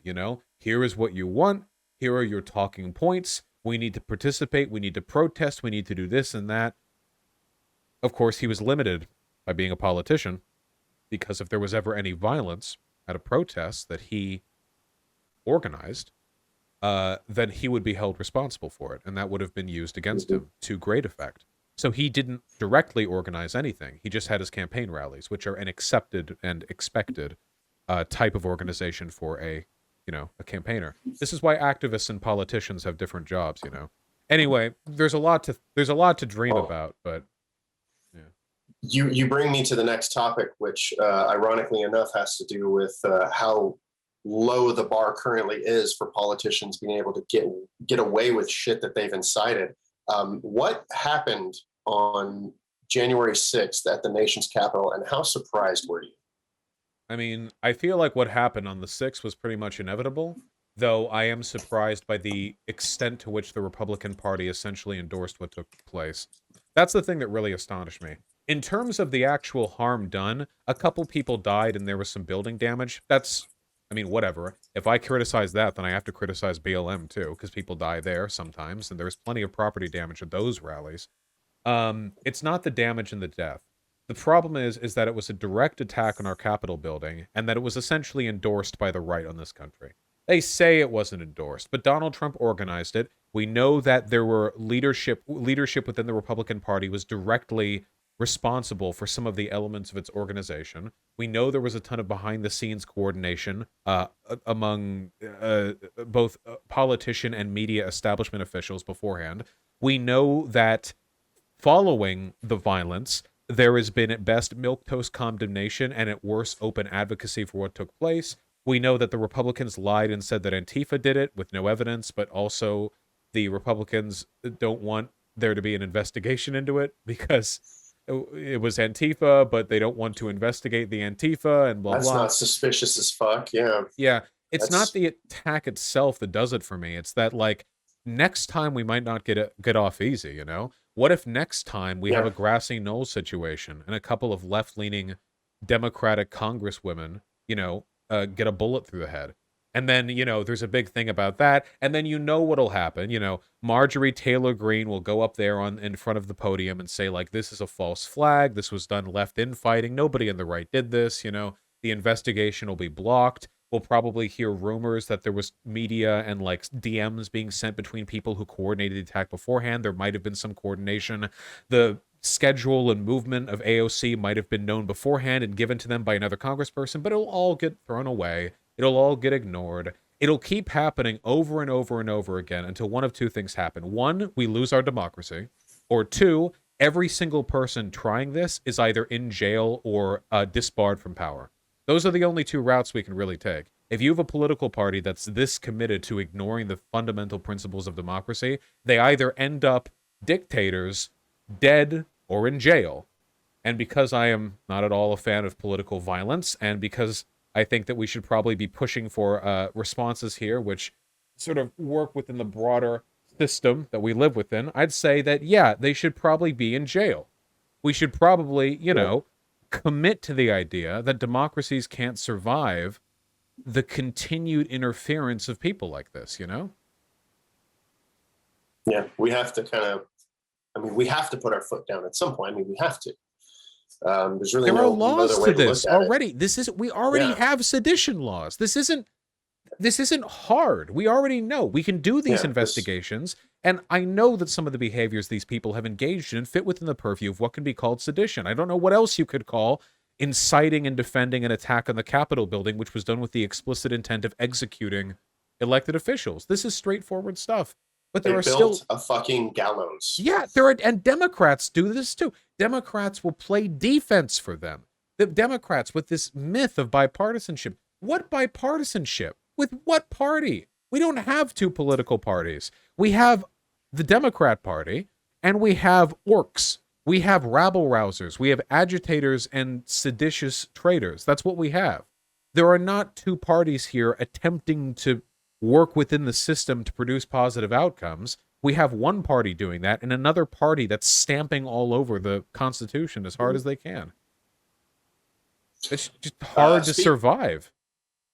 Yeah, if we continue down this road, I don't think there's going to be much of a democracy left, especially if you consider January 6th, which it sounds like you do, consider it a practice run, really like sort of a warm-up scrimmage before the big game. We Now, the next thing I want to ask, Beer Hall Yeah, Putsch. We've seen this happen before. This exact thing we have. happened. Yeah, I mean, Hitler attempted a coup and failed, you know. And he mellowed out in jail for a bit. Became a writer. So I want to ask you now about QAnon and about Parler, because these are two totally different things, but let's hit them each one at a time. Most people have heard about QAnon. They've been all over the news lately, but what do you know about them? Honest to God, I just think it's Nazis. I do. I just think they're Nazis who don't know they're Nazis. The QAnon conspiracy theory is basically identical to all... It's basically just an Americanized version of all the conspiracy theories that Nazism Kind of rolled into promotes. one. Yeah, like rolled into one. The nice thing about fascism is that you don't have to make much sense, and you don't have to coordinate your conspiracies to fit together into some sort of cohesive plan. If you take a look at the media that was promoted by Nazi Germany, it was internally contradictory. There was the message that Jewish people were like these dirty, conniving, weak parasites in society, but they were also saying they were in control of every big financial institution in Germany and the militaries and governments of every country on earth. So it's like, wait, okay, hold on. So the idea that we need a consistent set of conspiracies is not at all true. But with QAnon, like, what are we really getting here? Like, you can fit, like, every point on a line. Like, it almost one-to-one translates, okay? So, an obsession with anti-degeneracy, the idea that the elites within our society, they don't call them Jews, mind you. Say the elites, or whatever. The idea that the elites within our society engage in blood libel, which is explicitly associated with Jewish people, like, historically, in terms of how that conspiracy is associated. The kidnapping and molestation of children, again, one of the things that commonly ascribed to Jewish elites back in the day, that they live forever using parasitic vampirism, another thing commonly ascribed to Jews historically, and that they're using this power as part of some broad globalist, they called that international Judaism back in the days, globalist conspiracy to destroy America and to destroy white people, through the promotion of, they use a bunch of terms for this, cultural Marxist policies that promote anti-white racism. And like, point for point, this is all the same. This is all exactly the same. And if you take a look at the conspiracies that were being promoted around the time Hitler came to power, they also had their own the big lie, the election was stolen type dealio. The idea that Hitler was being silenced by the elites, the idea that he was the rightful ruler of Germany that was being suppressed by the corrupt bourgeois, like Jewish Bolshevik systems that he lived within. They're just very straight, like point-by-point ripoffs of all of the pre-existing conspiracies to this. And maybe it's not like explicitly targeted against Jewish people, though I have met QAnon types who are anti-Semitic.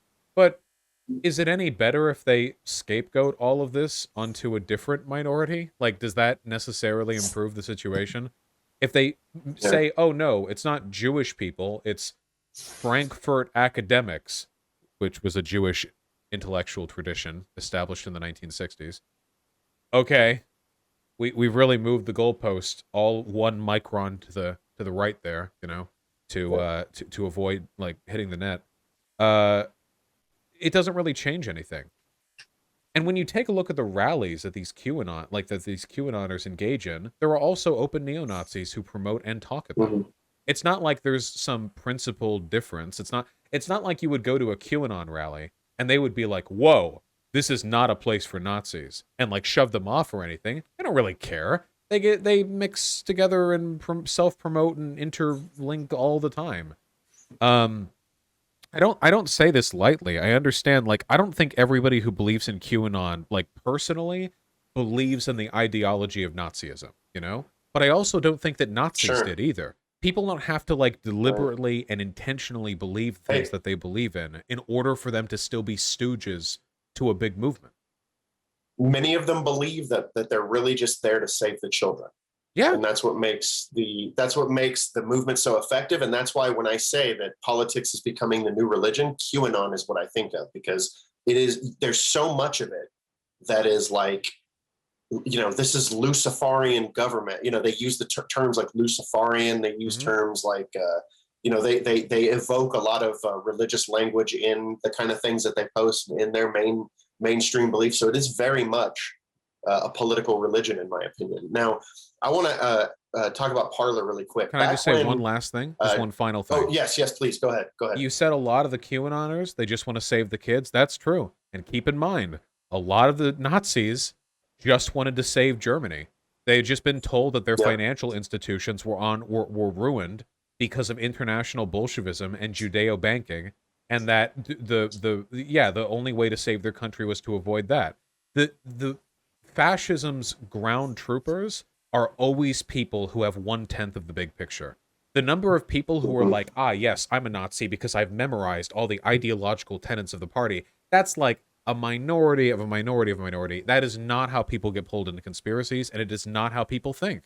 So I do not want to claim, if like anyone's watching this and they're like QAnon or whatever, which isn't impossible, I'm not saying that you personally have the same moral compass as a person who is personally like an advocate for everything Nazi. I'm just saying that like in terms of the impact that you're having on the world, like there's not really that much of a difference whether you're doing it intentionally or not. So just think about the historical like roots of your movement, Sorry, I just wanted to. No, that's a good point.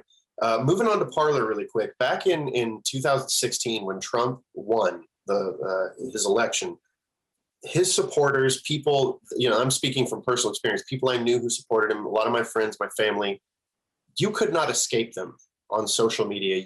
They were everywhere. They were MAGA-ing it up. They were posting all the, they were just really trumpeting for pretty much all 4 of the years. It really never let up. The moment it was announced that Trump lost, and this is even before January 6th, but the moment they announced that he had lost to Biden, all of these people that I knew in social media literally vanished overnight. I could not even search that. I was genuinely kind of in a revenge kind of mood, and I was looking for these people online, and I was gonna like post funny memes, and I was gonna rivet them for a minute. I couldn't find any of them. That's when I discovered Parler. Can you tell me about what Parler is? I mean, it's been around longer than 2020, but 2020, right after the election, is when I discovered it. What do you know about Parler? Yeah, I think Parler is an alternative social media platform that's basically just for conservatives. They claim to be free speech, but they're not. They'll ban you if you're left-leaning and loud enough. So, the funny thing about Parler is that alternative social media platforms are doomed to fail for the same reason that we don't have decentralized social media today anyway. Everyone wants to be on the platform with the largest number of people, If you're a neo-Nazi, and you want to do neo-Nazi shit, it's no fun to only do it with neo-Nazis. That's why neo-Nazis spread around the internet like a virus, wasting the time and irritating other people. They like trolling the normies or whatever they convince themselves they're doing. So if you're a QAnoner, I imagine that being in like an infinite QAnon circle jerk probably gets a little bit tiring eventually, and you want to come back to regular Twitter. But Twitter's banning the QAnon accounts now. Thank God. I hate them, and I don't want them here.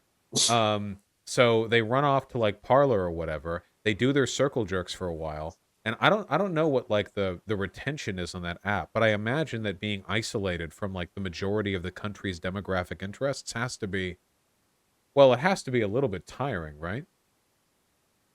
It probably is, and the site's crazy though. By the way, yeah. Remember Lynn Wood? Oh, I spent some. Who? Lynn Wood, Rittenhouse's lawyer, who ended up being one of the loudest Q voices. Oh, right. Okay. Yeah, on Parler, on Parler, wasn't he like openly pushing death threats? This guy's a lawyer, and this guy was like, didn't he say Pence had to be hanged or something? Or no, did he say it that overtly, or was there like another way he said it? He said something kind of like that. He said, yeah, he was he's fucking crazy. Mostly. That's my main opinion. No, he was overt. Yeah. Parler, I think they eventually had to start cracking down on that because they were going to get removed from the Apple Store if they continued to allow like threats of violence to exist in their platform. But then they got removed anyway. But then they got brought back on, so I don't really know what's going on with them these days.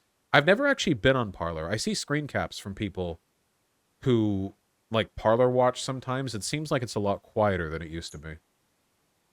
Yeah, around the time of the post-election time, it was on fire, and I spent a little bit of time on there, went down that rabbit hole, and found a few interesting things that I screen captured that were very, as you might say, mask off. Now, moving on from those guys, I want to talk about a couple of prominent right-wing politicians that we see in the news a lot lately that were a couple of the biggest pro-Trump voices out there, and we see them getting a lot of traction. Just real quick, give me your lightning round thoughts on first Matt Gaetz and then Marjorie Taylor Greene. We've touched on both of them a little bit, but kind of set the stage for these two characters. The last thing I knew about Matt Gaetz is that one of his friends and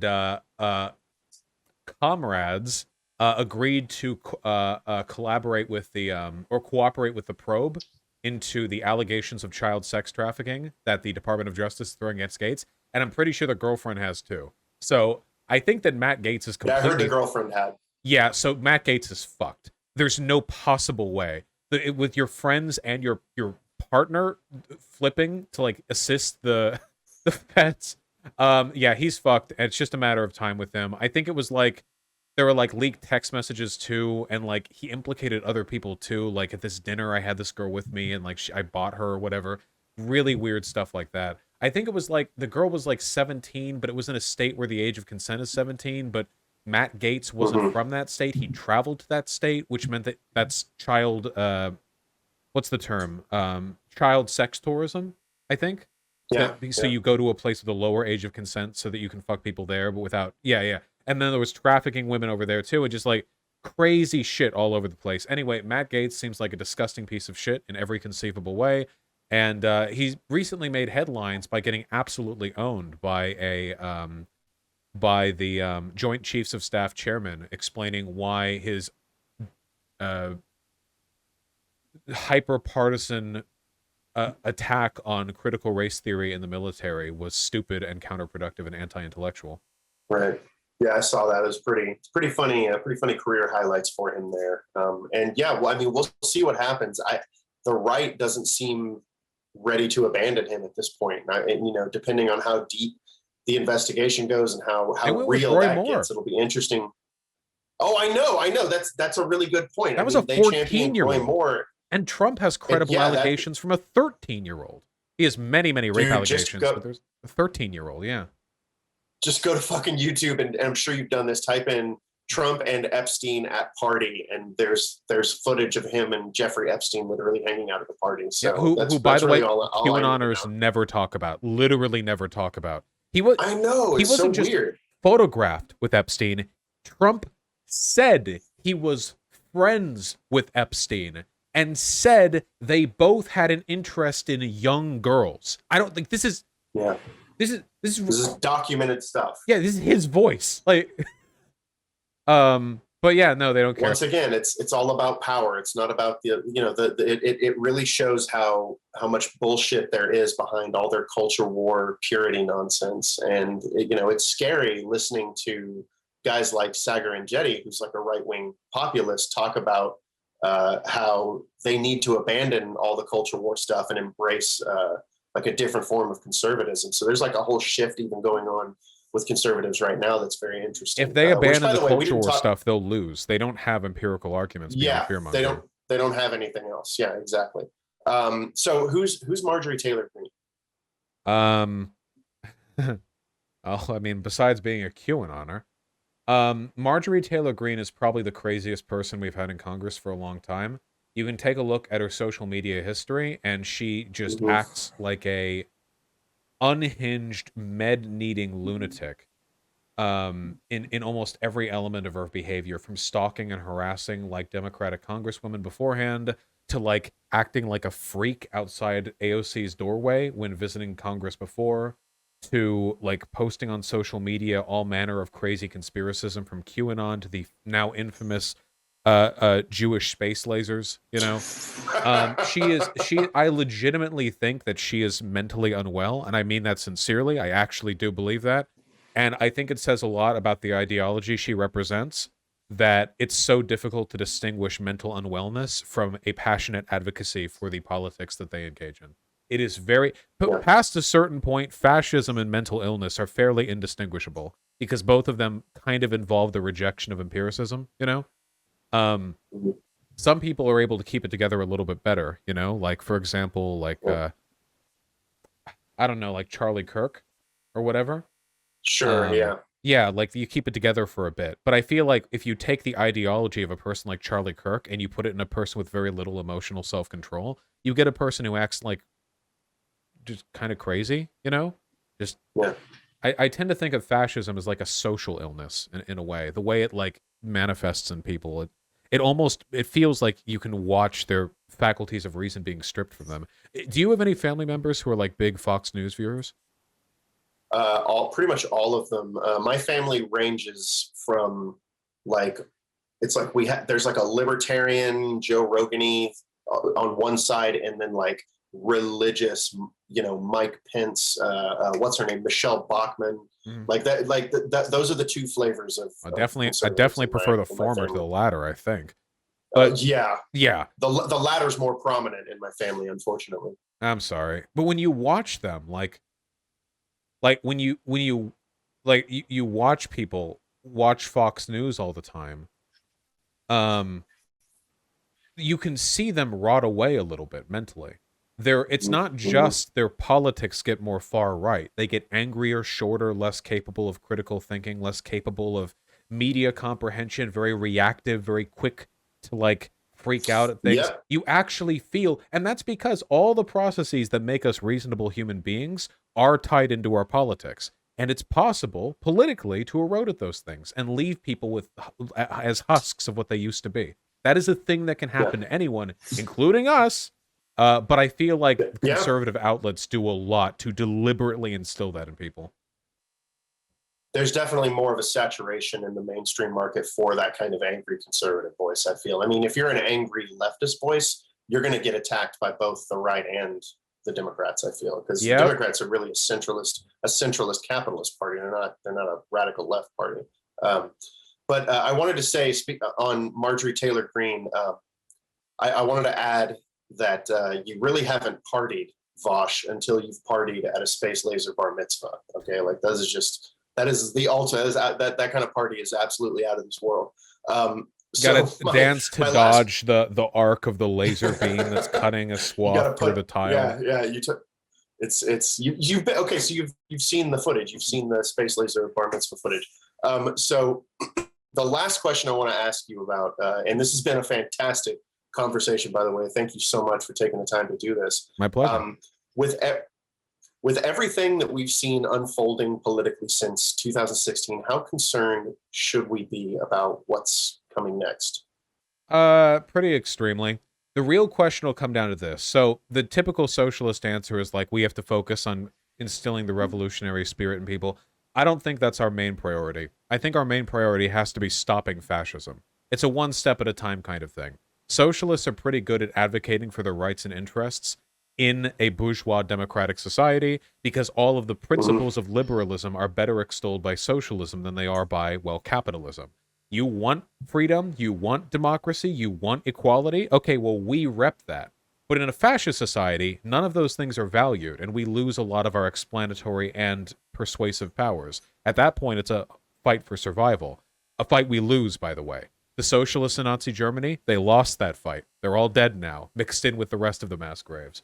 So we need to focus first and foremost on preventing fascism. And in order for that to happen, we need to unite everyone in this country who is not a Republican against everyone, well, not against everyone who is, because it's not the people who are a problem, but against the institutions, the power centers, and the leaders that are doing everything they can to undermine our democracy. Ideally, it wouldn't be everyone versus Republicans. The best version would be every non-fascist versus all the fascists. That would be a more directed approach, because there are Republicans, many of them, millions and millions of them. They may support Trump or whatever, but I believe in my heart of hearts, if you sit them down and if you talk to them, you can get them to see reason, and you can get them to at least be like moderates, you know? I do believe that.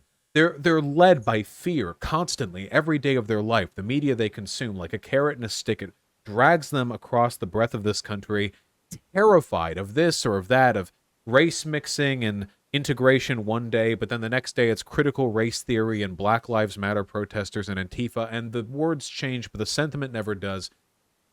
But the country is getting more left-leaning. Not just in terms of the left-leaning people themselves getting more left-leaning, but more people are agreeing more to left-leaning positions. We're winning that fight.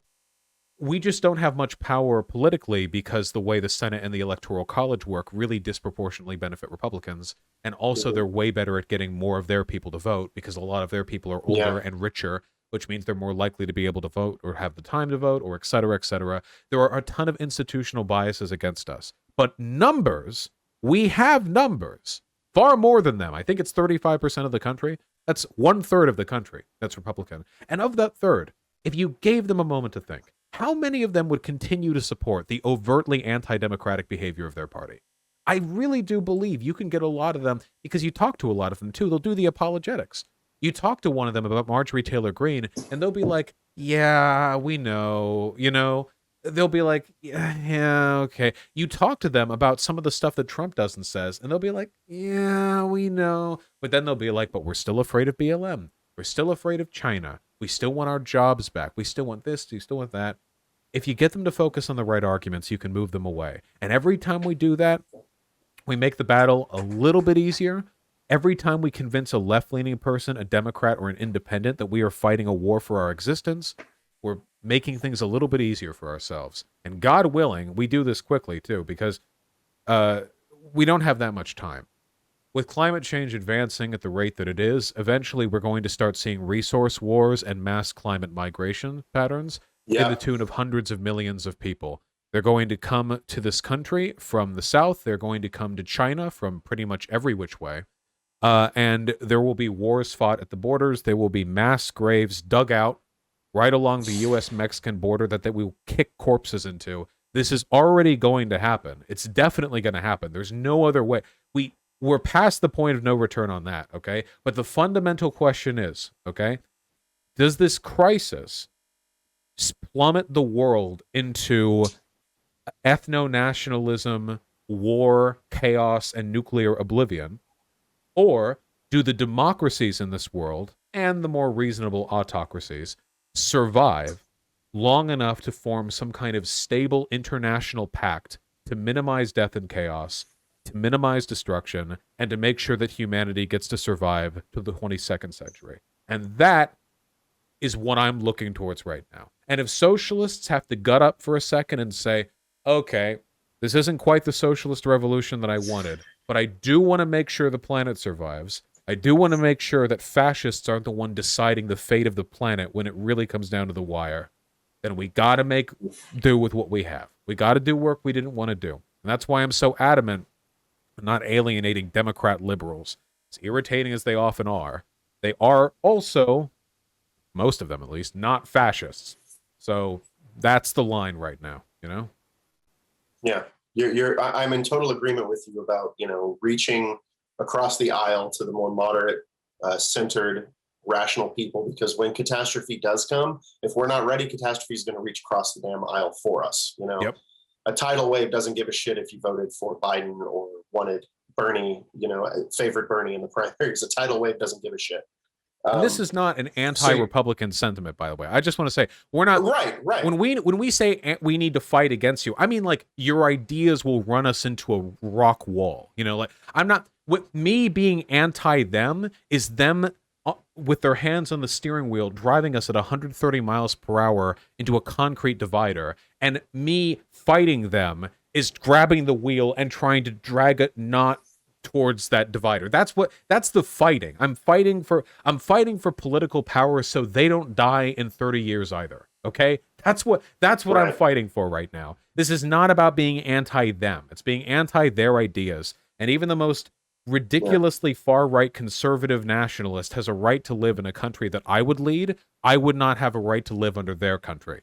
So that's the fundamental difference right there. Even if you gave me, hypothetically, whatever, us, all the power you could get, I would want that to be used to preserve life for everyone, not as part of some weird war of extermination that I feel like we're on the cusp of having to defend ourselves against.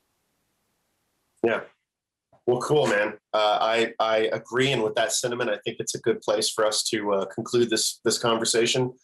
Can't thank you enough, dude. This not only was this an amazing one of my more favorite conversations that I've had on Zoom, but you inviting us onto your live stream was really unexpected and very generous of you, and I really appreciate you giving us that time of day. In fact, if you have any interest in the future, I'd love to keep in contact with you. And if you're curious at all about this madness I have on my wall, and if you've ever seen an episode of It's Always Sunny in Philadelphia, you're fully aware that I'm approaching critical meme at like 100 miles an hour. But I have done a pretty decent breakdown of what I perceive as one of our greatest threats to democracy, which is a right-leaning socio-political strategy called the Seven Mountains Mandate. If I could tell your audience about that really quick. Absolutely. It's like I said, a socio-political construct that was made in the mid-1970s by Lauren Cunningham of YWAM and Bill Bright of Campus Crusade for Christ. And it is the reverse of traditional Christian Reconstruction.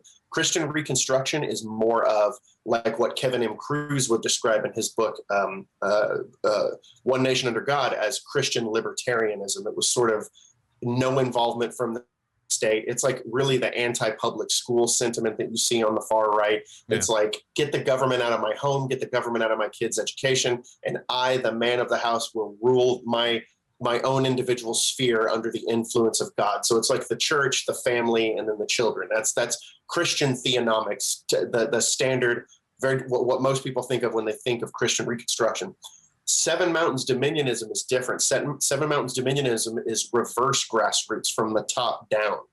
They are already aware that they're losing the demographic war. So this right here isn't about creating a Christian conservative Republican majority. This is about placing the right minority at the top of seven different spheres, or in this case, mountains of societal influence. The seven mountains are church, education, family, arts and entertainment, media, business, and government. And their efforts are to seize. They basically use the language of Christianity, use a lot of historical revisionism in how they describe America, how they create this sort of Christocentric view of American history, and it's all to gain control over the apparatus of the state. So it's very fascinating stuff, and I'd love to come back on and tell your audience about it sometime. You can hear kind of what our journey's been and what we've been researching, who we've spoken to. This has been quite an experience, and I want to thank you for the opportunity to talk about that. I really appreciate you coming on, and I'll be happy to have you on in the future. Thank you. I enjoyed the conversation as well. Obviously, I'm happy to have it live streamed because I don't know if you can see it on your end, but when I'm talking with you live, I got to chat with me, and they're being very cute. So yeah, you have the whole the all the chat going on in the window, and like I watch your show, bro. Gotcha. Very loving and appreciative they are. Well, thank you very much. I really appreciate you taking the time to come on, and I guess we'll speak in the future. Anytime. Yeah, man. Hey, you take it easy, man. You have a good rest of your week. Be well.